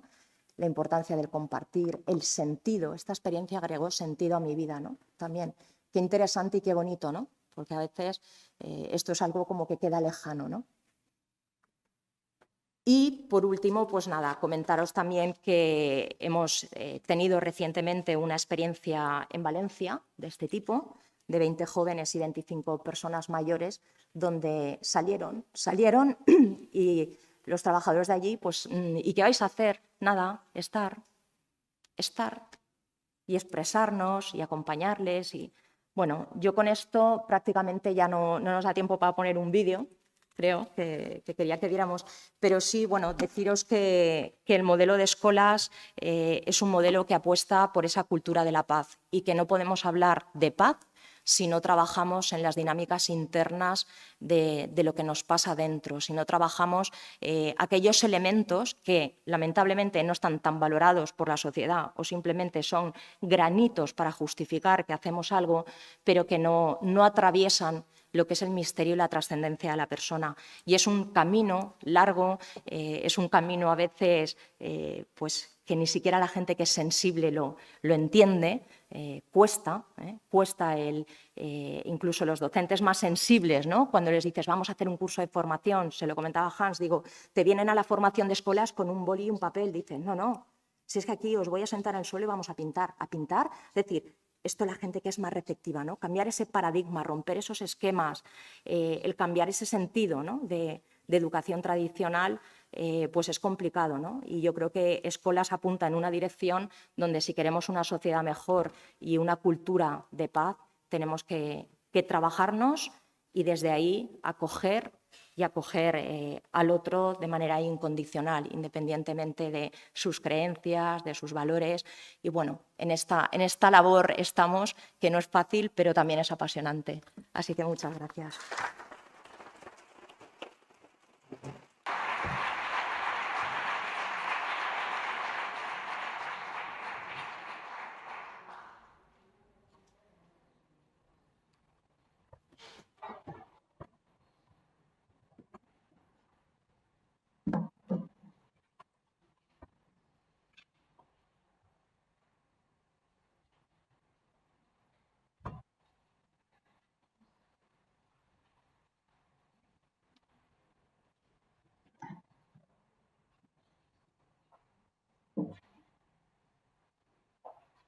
Bueno, muchas gracias a las compañeras de mesa. Ahora me van a controlar a mí el tiempo. No he estado presionando en ningún momento. O sea que vamos. Como era el último, les he ido marcando, pero se han portado muy bien. Agradeceros todos los temas que habéis comentado. Son muy interesantes. Aprovechando el ¿Qué te pa? de Yolanda, comentaros que bueno, estoy muy contento de estar en esta mesa, también por ver las experiencias que están trabajando. Yo creo que imagino que son comunes a todos los que estamos aquí, ¿no? Son temas que nos interesan, que nos conmueven por la trayectoria, o bien académica, personal en muchos puntos, como también Alejandra nos mencionaba la importancia de la familia. Mi idea ahora es comentaros esta presentación titulada Estilos parentales y compasión, promoción del apego seguro en educación.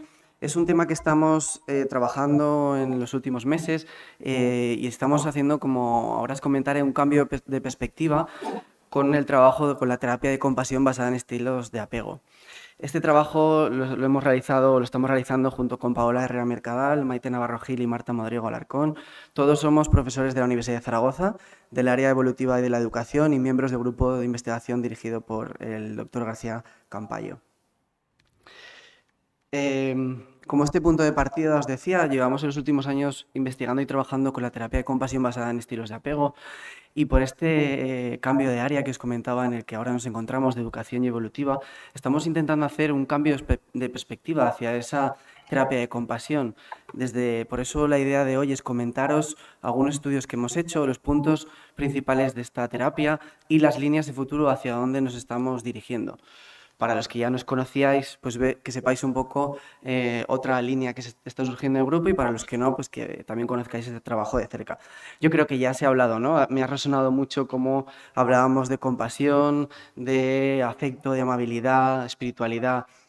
Sin embargo, no me gustaría dejar de poner una definición. Los que tenemos este perfil tan académico, pues siempre nos gusta, aunque muchos de nosotros y de nosotras podamos tener puntos de vista diferentes o entender de forma diferente la compasión o según la tradición, yo creo que en algún punto nos encontramos.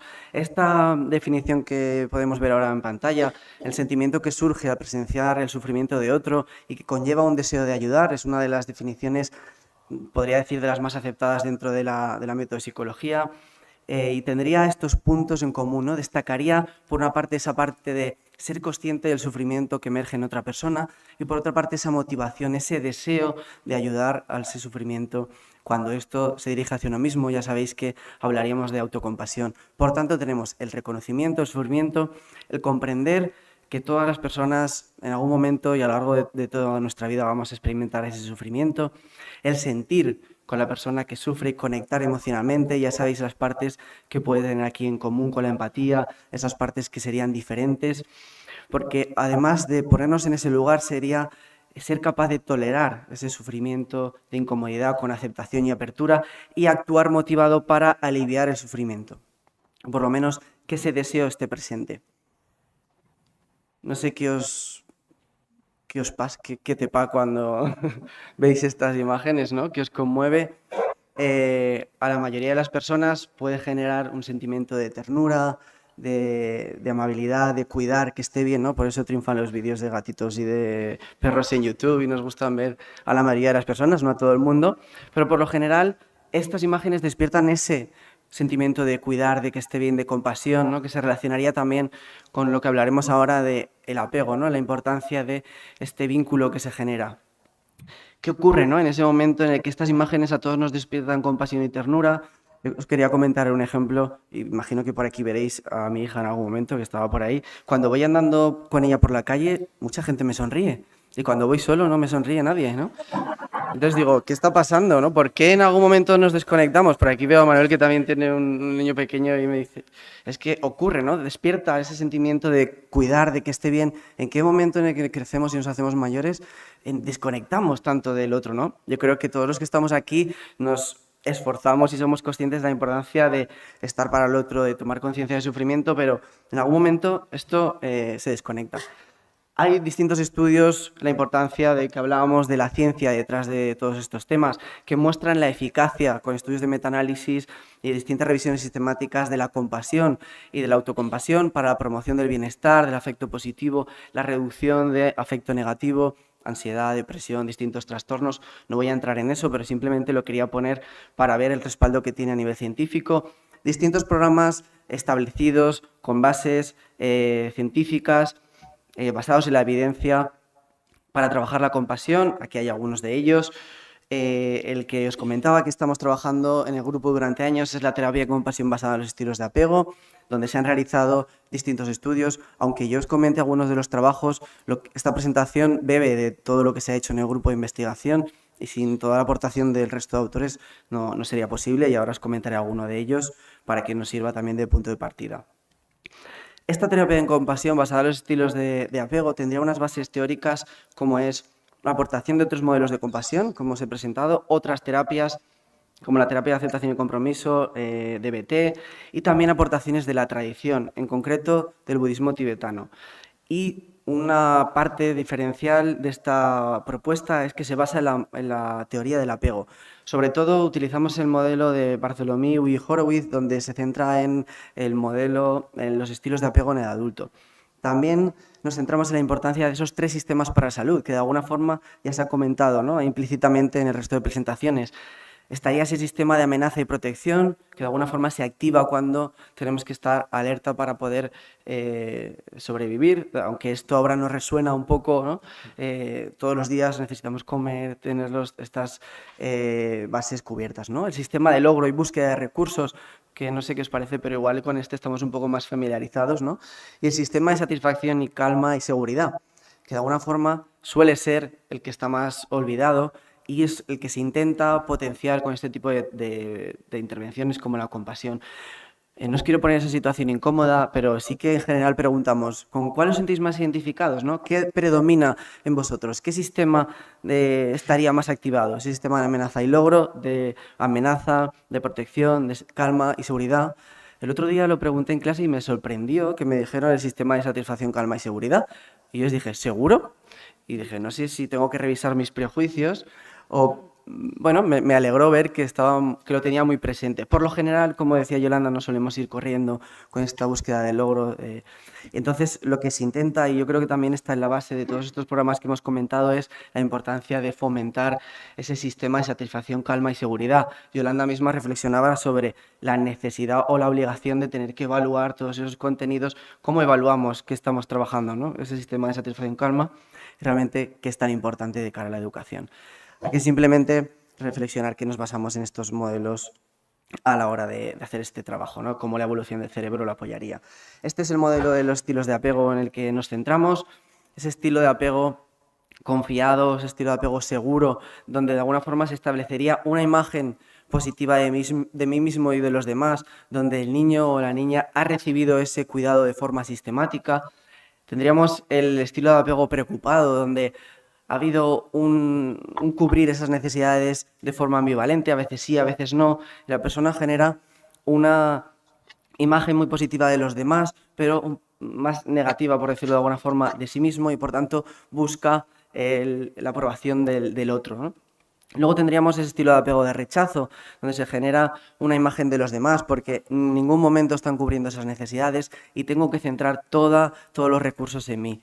Y por otra parte tendríamos ese último estilo de apego, el temeroso, donde se establece una imagen negativa de los demás y de mí mismo. Son casos en los que no se han cubierto esas necesidades y además ha podido haber alguna situación de abuso o de violación de los derechos propios, ¿no? Este es otro modelo de estilos de apego basado en la infancia. No lo utilizamos nosotros en el protocolo, pero sí que me gustaría comentarlo. Lo recupera Rafa Guerrero, que no sé si lo conocéis, pero es experto en el tema. Además, yo soy de la Comunidad Valenciana y todo lo que tenga que ver con naranjas me encanta. Entonces, él usa este modelo con naranjas y veríamos de forma resumida cómo en el apego seguro el niño necesita esa naranja y se le da. En el apego evitativo necesita una naranja y, sin embargo, obtiene una mandarina, ¿no? Que es algo parecido, pero no es exactamente lo que necesitaría. Podría ser el cubrir gestionar esa emoción difícil y de alguna forma no recibe esa aceptación o esa comprensión, sino distracción o el no te enfades, ¿no? Podría ser un ejemplo. Tendríamos el estilo ansioso ambivalente, donde el niño necesita esa naranja y recibe el naranjo entero, ¿no? Entonces es una respuesta sobredimensionada que no cubre la necesidad, o el desorientado donde no obtiene ninguna respuesta a esa necesidad, ¿no? Resumiendo mucho. Estos apegos, como imagino que sabéis, tienen una serie de consecuencias. Una de las cosas más importantes que quería remarcar aquí es que los estudios muestran que en un 75% vamos a estar traspasando ese estilo de apego que yo tengo, ¿no? A nuestros hijos, a nuestras hijas. Entonces, la importancia de tomar conciencia de ellos, de cuál es mi estilo de apego y cómo eso está afectando a la educación y a la crianza. Hablábamos de la importancia de las familias, ¿no? Alejandra hablaba de esa familia como una unidad y como ese modelo de referencia que muchos estudios ya, como ahora os pondré, evidencian de la importancia que tiene y las consecuencias que puede tener. Aquí os pongo simplemente algunas líneas que nos sugieren cómo ese apego seguro nos dice que los niños van a ser socialmente más competentes en el adulto, ¿no? Y cómo fomentaría ese desarrollo a nivel intelectual, emocional y de la propia identidad social. Con la terapia de compasión basada en estilos de apego hemos realizado distintos estudios a lo largo de estos años en población en general sin un diagnóstico en concreto, en fibromialgia, problemas de ansiedad, depresión. Uno de los que quería destacar es este que realizaron unos compañeros, donde se observó que al recibir una intervención de compasión había un cambio en este estilo de apego, de un estilo de apego inseguro a un estilo de apego seguro. Esto nos quiere decir que ese estilo de apego que se establece en la infancia puede trabajarse y puede trasladarse a un estilo de apego seguro, y la compasión podría ser una vía para ello. De hecho, lo que vemos en este modelo mediacional es que no solo podría ser una vía, sino que parece que ese cambio en autocompasión que vemos aquí, en la diapositiva, predice y de hecho es un mediador para que se pueda dar ese cambio de un estilo de apego inseguro a un estilo de apego seguro. Entonces, no solo sería la terapia en sí, sino que haya un cambio realmente a nivel de autocompasión. Este cambio en estilo de apego se midió a los 6 meses, ¿vale? Para que nos podamos hacer una idea. Estos estudios que os estoy comentando, sobre todo hasta ahora, lo hemos estado haciendo desde un punto de vista clínico de las implicaciones del ámbito de la salud. Y en esta presentación, con el tiempo que me queda, y si no me interrumpen mis compañeros porque ya me está controlando el tiempo, nos gustaría también señalar la importancia o ir a las bases, ¿no? De entender qué importancia tiene la educación y qué otros factores relacionados con el apego y con la compasión podrían ser relevantes. Aquí ya estamos hablando de estilos de crianza, de la importancia de la educación, cómo estos maestros y estas maestras están enseñando. Hay algunos estudios que exploran la eficacia de la compasión en el ámbito del colegio, de las escuelas, de la universidad. Aquí os simplemente os remarco un estudio realizado en profesores, y en esta diapositiva señalamos o remarcamos algunas implicaciones que nosotros consideramos que puede tener la importancia de incluir la compasión y estos aspectos que estamos trabajando en educación. Fomentar el autocuidado del profesorado. Antes Jesús Montero decía: ser maestro o maestra es una profesión de riesgo, ¿no? Porque está claro que vamos a trabajar con el sufrimiento, porque va a haber una necesidad individual, una necesidad educativa especial. Entonces, de alguna forma es una herramienta que nos permite sostener y acompañar esa dificultad. Autocuidado para los propios alumnos. Ese espacio para establecer vínculos desde un lugar seguro, para fomentar afecto a uno mismo y a los demás. Ya comentábamos también la escucha activa, el sostener y acompañar ese sufrimiento, el potenciar el bienestar, prevenir ese síndrome posible de estar quemado. En cuanto a educación, dejamos ahí algunas líneas que podrían ser interesantes para continuar. Un tema que nos llama la atención principalmente, y entiendo que esto también viene marcado por un punto vital, ¿no?, en el que me encuentro, es la importancia de la familia, de cómo está siendo esa crianza, ese estilo parental. Hay algunos estudios en este sentido muy interesantes.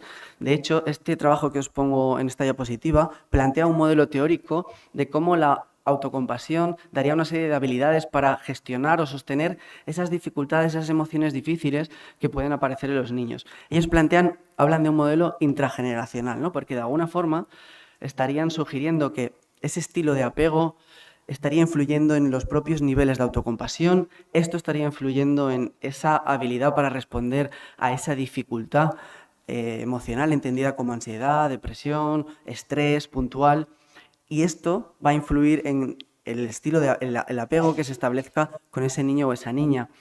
Además, también va a influir en cómo va a ser esa autocompasión que se desarrolle en ese niño o esa niña. Y por último, va a influir en su conducta, ya sea en problemas externalizantes o internalizantes.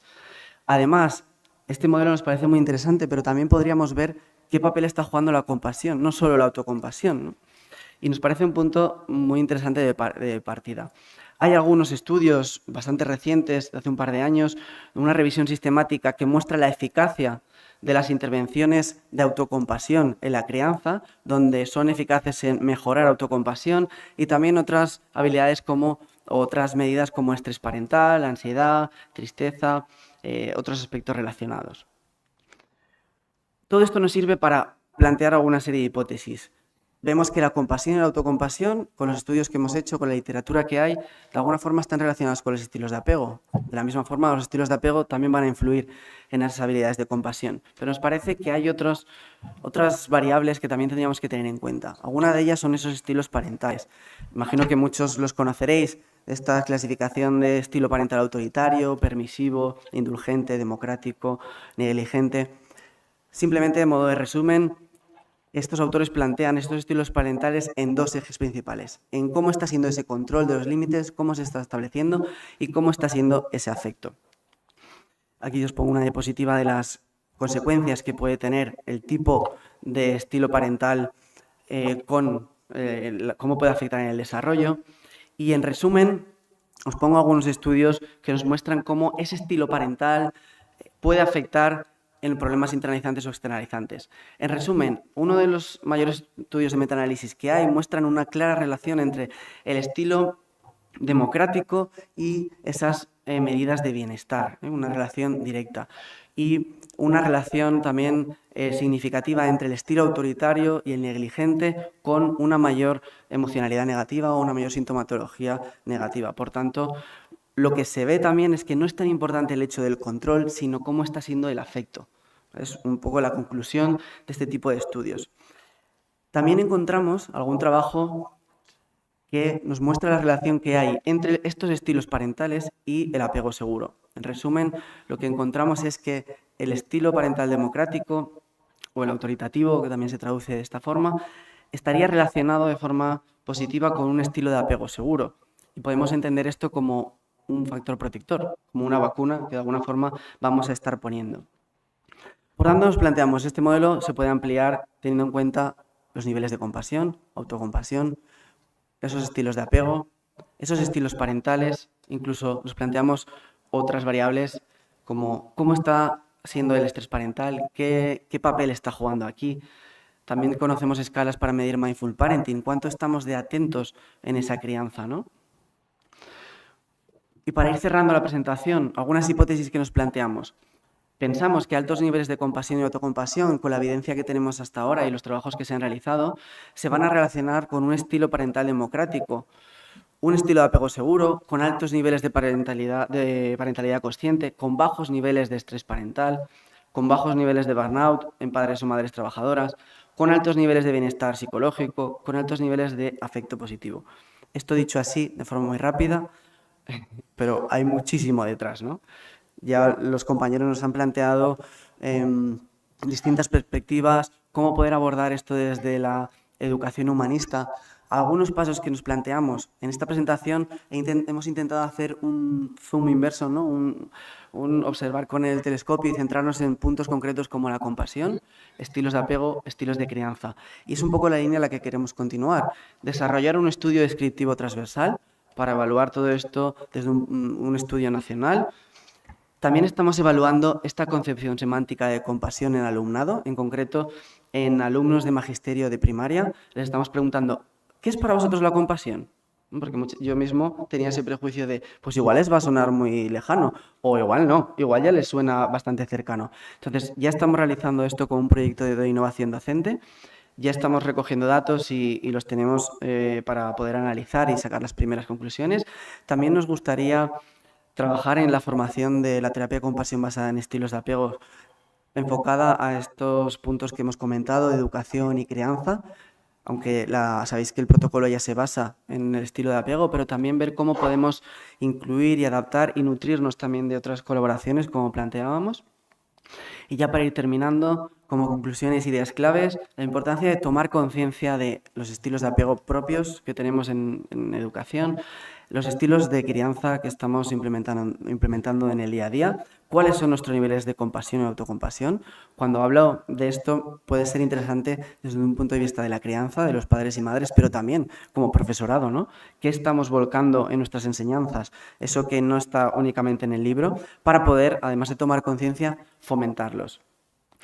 La compasión y autocompasión nos puede servir para abordar esas necesidades individuales personales, necesidades educativas específicas necesidades específicas de apoyo educativo, situaciones difíciles.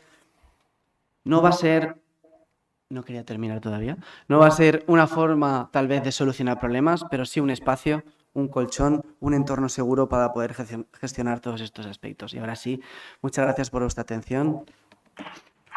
Gracias.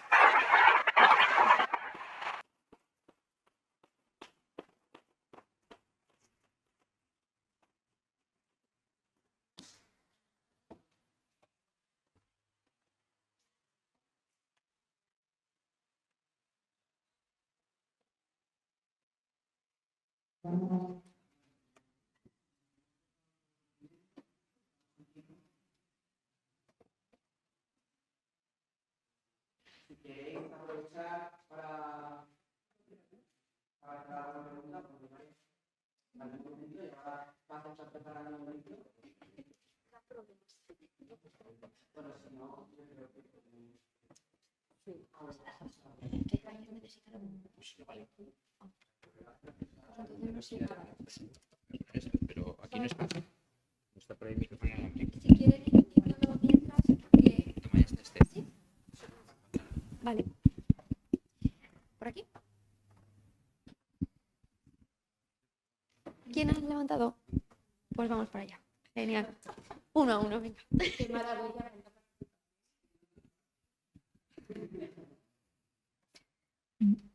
Bueno, yo en primer lugar, muchísimas gracias, me ha encantado vuestra mesa, me ha parecido súper interesante porque soy madre y además llevo muchos años dedicándome al mundo de educación, entonces esta mesa me ha dado como un rayo de esperanza.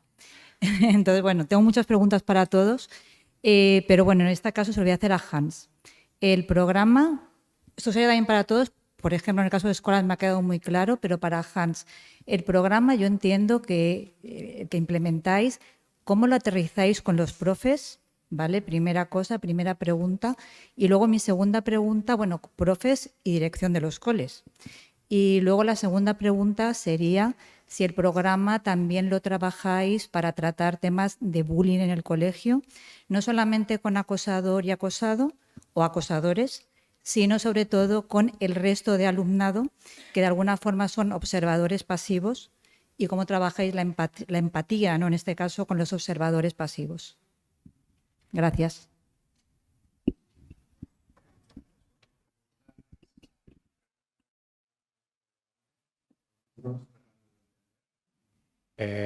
No es fácil llegar a los centros educativos, especialmente cuando no hay una sensibilización de una parte importante del claustro, de la dirección. Nos estamos centrando en aquellos centros donde ya sí hay esa sensibilidad. Porque el modelo que queremos seguir es un poco del de mancha de aceite, ¿no? Empezamos en aquellos centros que ven la necesidad y el apoyo de la dirección para que poco a poco eso se vaya diseminando. Se sabe que si entramos en un centro donde no hay una inclinación hacia ese tipo de programas, no funciona. Por bueno que sea el programa, no va a funcionar. Entonces, esa es la aproximación que seguimos. Además, como no damos abasto, nos centramos en aquellos que lo ven más claro, donde el profesorado se vuelca y donde les enfatizamos que lo principal es que hagan su práctica personal. Si no encarnan, aunque no sea a la perfección, aquello que intentan transmitir o que intentan crear con sus alumnos, no funcionan estos programas. La segunda pregunta, perdóname, ¿la puedes repetir? Sobre el bullying, sí, perdona.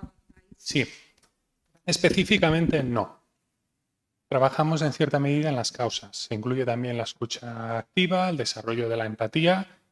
Este programa deja esto a otro tipo de programas que ya existen para tratar el bullying tipo prácticas restaurativas, círculos restaurativos. No quiere decir que no incluya naturalmente, ¿no? Pero se aproxima más a las causas, va al desarrollo de la compasión, de la empatía para prevenir ese bullying.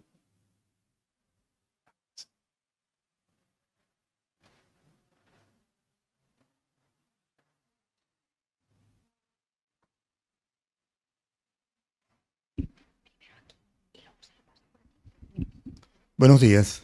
Yo comparto lo que acaban de decir. Es muy grato el mensaje que compartís con nosotros. Mira, pero tenía una inquietud para Alejandra. Bien, estabas hablando del programa y cuando refieres humanismo, cuando refieres todo ese planteamiento, me surgió una pregunta sobre algunos de los fundamentos. ¿Están tomando o están retomando? También te lo pregunto. Ay, ya se me fue el nombre. ¿Estáis retomando planteamientos de la psicología humanista? Y lo otro, cualquiera puede responderlo, hay en el fondo y también en el planteamiento que hacéis el acento en la búsqueda de sentido.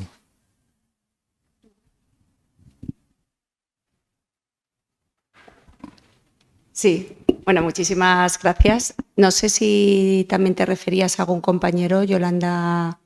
Yolanda, vale, fenomenal. Bueno, sí, de acuerdo. Sí, a ver, he mencionado, claro, en el poquito tiempo que teníamos, pero sí que he aludido un poco a ese enfoque de Rogers y todo el bagaje que estamos haciendo, bueno, yo por lo menos tenemos construido ahí desde la filosofía, desde los filósofos más clásicos con todas las cuestiones de la virtud hasta los más actuales, Maturana, por ejemplo, que trabaja mucho el tema de la biología, todo ese enfoque humanista y cómo hay diferentes filósofos que lo están abordando. Desde luego, tanto la psicología humanista como también todo lo que es el enfoque de pedagogía positiva, que también hay mucha base científica y muy buena, está siendo algo sumamente, importante para nosotros. Aunque también es cierto que cuando estamos hablando del ser humano es complicado escorarse solo en la psicología humanista o en la psicología positiva, sino que te acabas nutriendo de todo. De hecho, yo por amor a ello estuve formándome en cuestiones de neurociencia para entender más lo que era el cerebro y poder aplicarlo. Y estoy en constante formación para entender esa visión holística y esa mirada del ser humano. Así que ahí estamos, ¿no? Intentando recoger diferentes fuentes, focos, lo mejor posible para esto que aquí hemos compartido. Al final, imagino que como mis compañeros cuando proponen un programa acaban aludiendo y recurriendo a esa base científica que hay detrás de muchos enfoques y que entienden el ser humano. Gracias. No sé si Yolanda quería apostillar algo más o... Bueno, sí, gracias. Yo, si recordáis, al principio estaba hablando un poquito de la tríada rogeriana. Nosotros nos manejamos en esas claves de psicología humanista, que en realidad está muy en sintonía con los orígenes de donde nace Escolas, ¿no? Ayer lo comentaba Pablo Dors, algunos elementos claves, ¿no? Todo lo que es la empatía, todo lo que es la aceptación incondicional, todo lo que es la coherencia, se puede encontrar claramente en la figura de Jesús y en muchos otros, ¿no? Sí que trabajamos desde ahí y además trabajamos también desde la vertiente existencial, todo lo que tiene que ver con las claves de Víctor Frank, ¿no? El horizonte de sentido, ¿no? Que para nosotros también es muy importante, ¿no? Evidentemente no corresponde aquí hacer un diagnóstico de cómo están nuestros jóvenes a nivel de ese neuroticismo existencial, los pobres que están abocados, y yo creo que muchas veces por nuestra culpa, ¿no? Pero sí, intentamos acompañar, pero acompañando siempre desde la libertad. Si habéis acompañado procesos personales, es un pasito para adelante y 3 para atrás.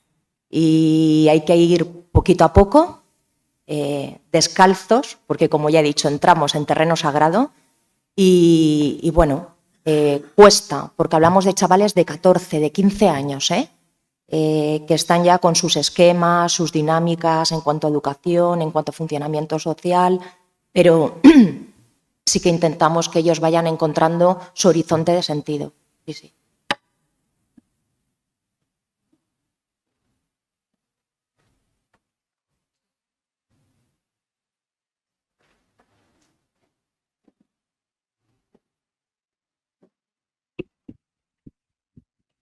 Buenas tardes.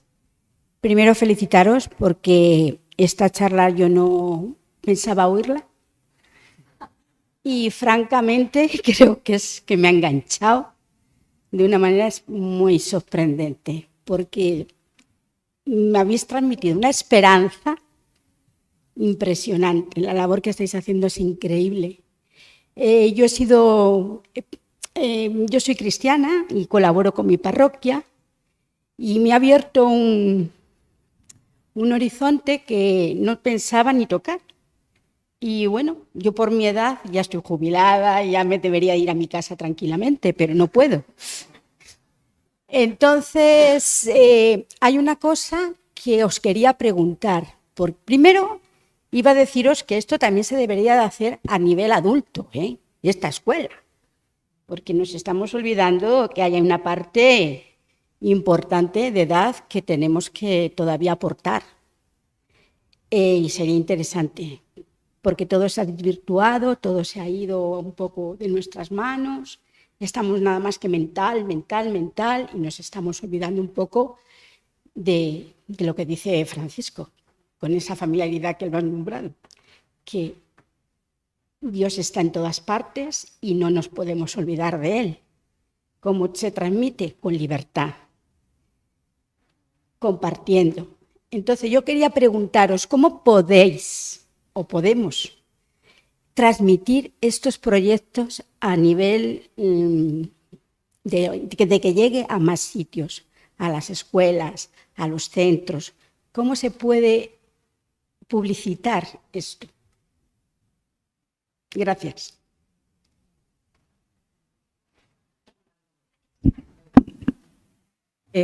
Bueno, en el caso nuestro, ya lo habéis visto, estamos trabajando a nivel internacional y en principio es verdad que hay en lugares donde cuesta más la entrada por el dichoso prejuicio que tenemos todos, ¿no? Esto es católico, esto es... En realidad es un proyecto de encuentro, ¿no? Concretamente en Valencia, que es donde yo estoy, sí que estamos trabajando con unos 70 centros. Entonces, hay una implicación por parte del equipo directivo, indudablemente. Nos está costando más entrar en escuela pública. Estamos trabajando con escuela católica, con escuela concertada, con pública más de manera diseminada por ese prejuicio. Pero la realidad es que cuando el último Ciudadanía que tuvimos hace una semana fue en una localidad de Valencia, fue en Torrent, y fue muy bueno porque allí participan, digamos, los actores sociales y políticos decisivos. Es decir, yo no he contado todo el programa, pero al final se invita al señor alcalde, se invita al conseller de Educación, se invita y hay una devolución. Y en todo ese proceso del qué te pa hay propuestas claves. Yo, cuando comentabas lo del bullying, a nosotros nos ha salido el bullying, el embarazo, la salud sexual, la salud mental. Entonces, hay concreciones, ¿no?, donde luego los colegios recogen, porque los chavales dicen, vamos a ver, esto es un desastre y queremos pin, pin, pin, pin. Como los profesores y los docentes también participan de ese programa porque tienen que llevar a los chiquitos que son menores, luego hay una devolución y un trabajo. Entonces, por contaminación, como si dijéramos, a nosotros nos resulta relativamente sencillo. Es verdad que hay en países que entramos con más facilidad que en otros, pero bueno, resulta relativamente fácil porque cuando llegas al culmen de lo que es Escuela Ciudadanía, que es la carta de presentación, enseguida dicen, ostras, esto es interesante, esto es bueno. Y como dice Francisco, cambiar la educación para cambiar el mundo, ¿no? Pues esa es la esencia nuestra. Y desde ahí es donde trabajamos. Entonces, yo no me quito la faena de encima porque 70 centros acompañándolos es mucha tela. De hecho, yo hoy estoy aquí, pero tengo a 47 innovas que llevan la innovación docente en colegios trabajando con mi equipo técnico. O sea, no paramos. Pero yo creo que es una labor y que hay que ir poquito a poco, ir sembrando, ir rompiendo nuestros propios prejuicios, ¿no? El no tener ningún problema de colaborar conjuntamente con... Estamos todos en lo mismo, todos queremos lo mismo, el ser humano. Yo quizá me añadiría a las observaciones de Yolanda nuestra experiencia hemos mantenido lo que a veces se dice en inglés un perfil bajo. No hemos publicitado, no hemos anunciado el programa en ninguna parte porque nos está sobrepasando y somos un equipo nutrido, lo cual es una buena noticia, ¿verdad? Nuestra idea, como decía Yolanda, es sembrar semillas, pero creemos que pronto esas semillas pueden dar fruto a árboles que tendrán muchas hojas. Esas hojas serán todos los docentes que están haciendo ya formaciones, ahora en fase experimental en distintos lugares de España, principalmente Cataluña y Andalucía. Y también para añadir una nota de esperanza, hemos conversado con el Departamento de Educación en Cataluña, con alguna fundación educativa. Hay una creciente conciencia de la necesidad de este tipo de educación. Y se está hablando ya sin tapujos de cosas que hace unos años no se puede.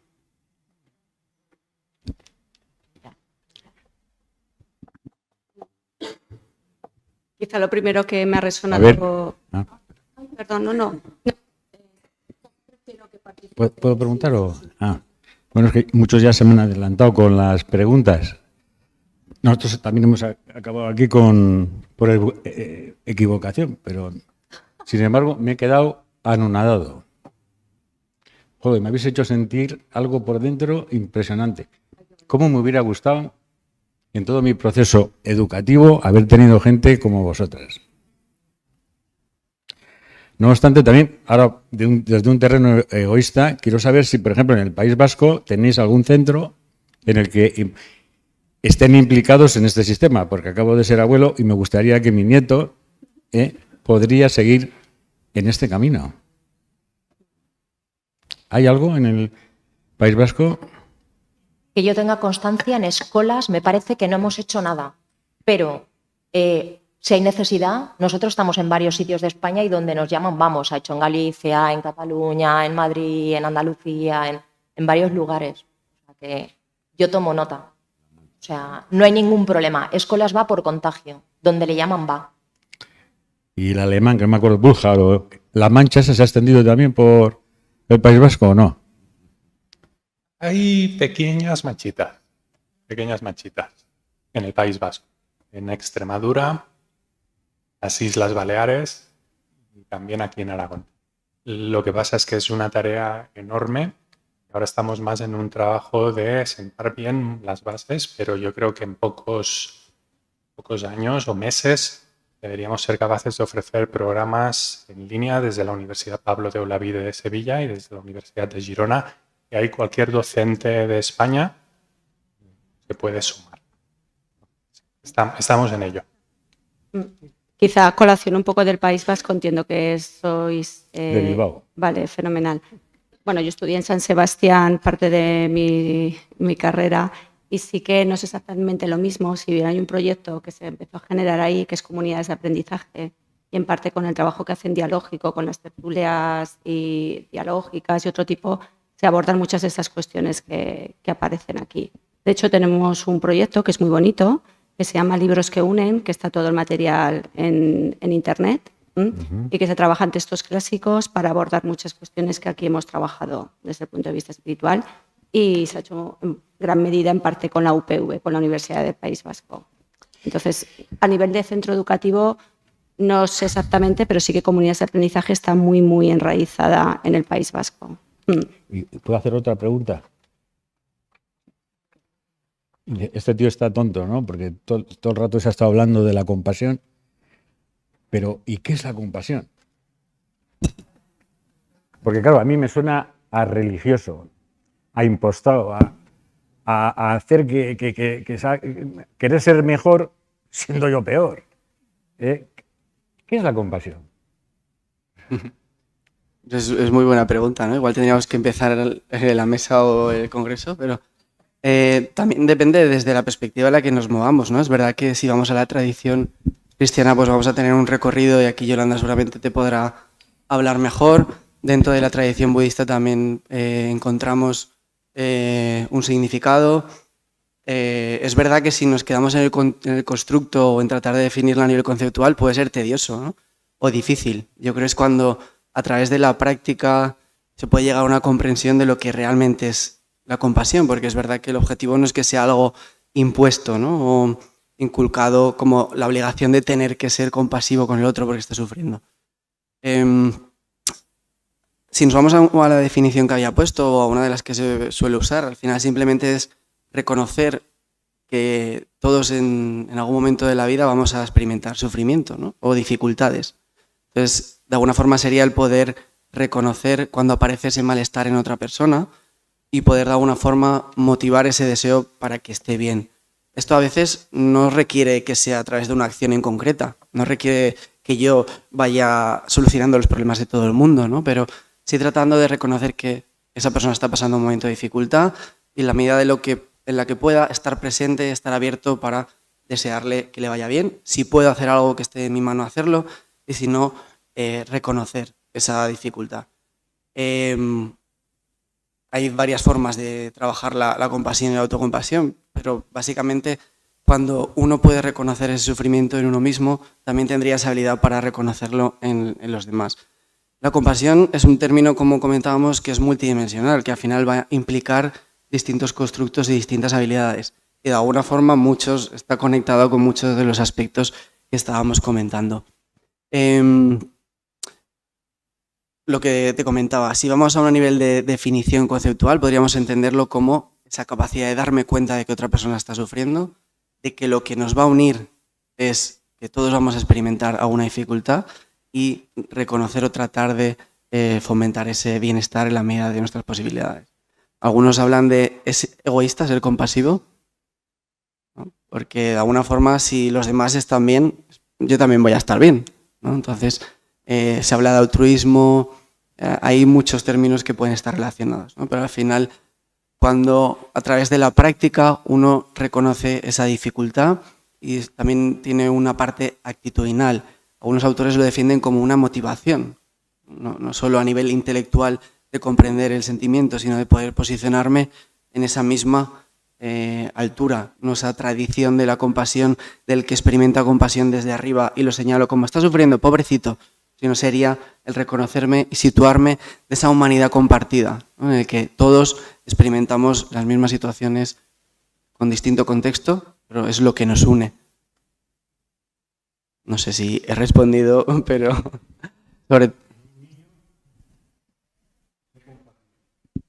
Claro, fíjate que aquí es cómo enseñamos. Es la mejor, ya iríamos a las bases del aprendizaje. ¿Cómo voy a transmitir un concepto? ¿Explicándoselo a nivel teórico o siendo un modelo de cómo soy compasivo? A través de los álbumes, de las historias, ¿no? Yo creo que la historia en muchas tradiciones se usa para transmitir un conocimiento. O yo mismo siendo un modelo. Si hablábamos de estilos parentales, ¿cómo yo respondo a alguien que me está diciendo que está sufriendo? Seguramente mi hijo, mi hija o ese alumno, si yo soy un maestro, una maestra y en clase hay una dificultad, cómo yo gestione esa situación va a hacer que lo absorba directamente. Primero validando, ¿cómo te encuentras? Ahora mismo, ¿qué estás experimentando? ¿Dónde lo estás sintiendo? ¿Tienes ¿Tu respiración ha cambiado? ¿Puedo hacer algo por ti ahora mismo? ¿Te puedo ayudar de alguna forma? Fíjate que no le estoy diciendo, la compasión es el sentimiento que emerge cuando...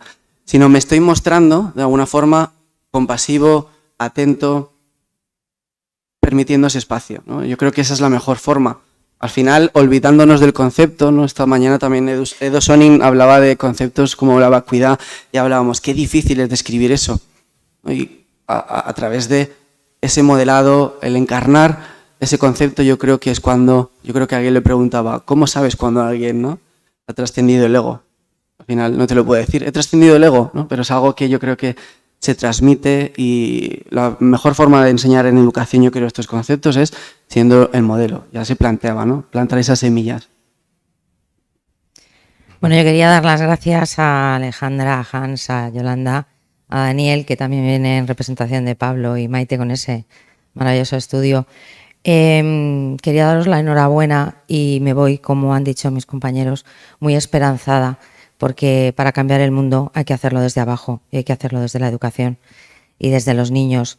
Los headhunters de ahora no buscan niños que acumulen conocimiento, y vosotros lo sabéis. Miran en el LinkedIn que tengan sus habilidades al día, sus soft skills, las tengan bien amuebladas, ¿no? Y habéis hablado de liderazgo, de habilidades, me encanta, me encanta. Y y quería pedir un aplauso para Alejandra, porque sé que en el sistema público es muy difícil y muy complicado, y has tenido, y lo has en tu presentación, se nota que querías como fuera llevar eso a la educación pública, como sea, ¿no? Y como catedrática pues lo has conseguido, y enhorabuena de verdad. Y yo quería pedir un aplauso a todos, porque de verdad que me voy con el corazón muy lleno de que nuestros niños, nuestro futuro, que van a trabajar en trabajos que aún no existen, y todos lo sabemos, pues aquí hay un futuro y una esperanza. Muchísimas gracias, de verdad. Os pido un fuerte aplauso.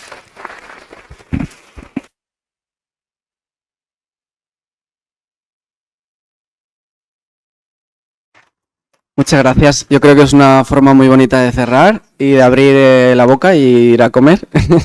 Muchas gracias a todos y a todas. Nos vemos estos días. Muchas gracias.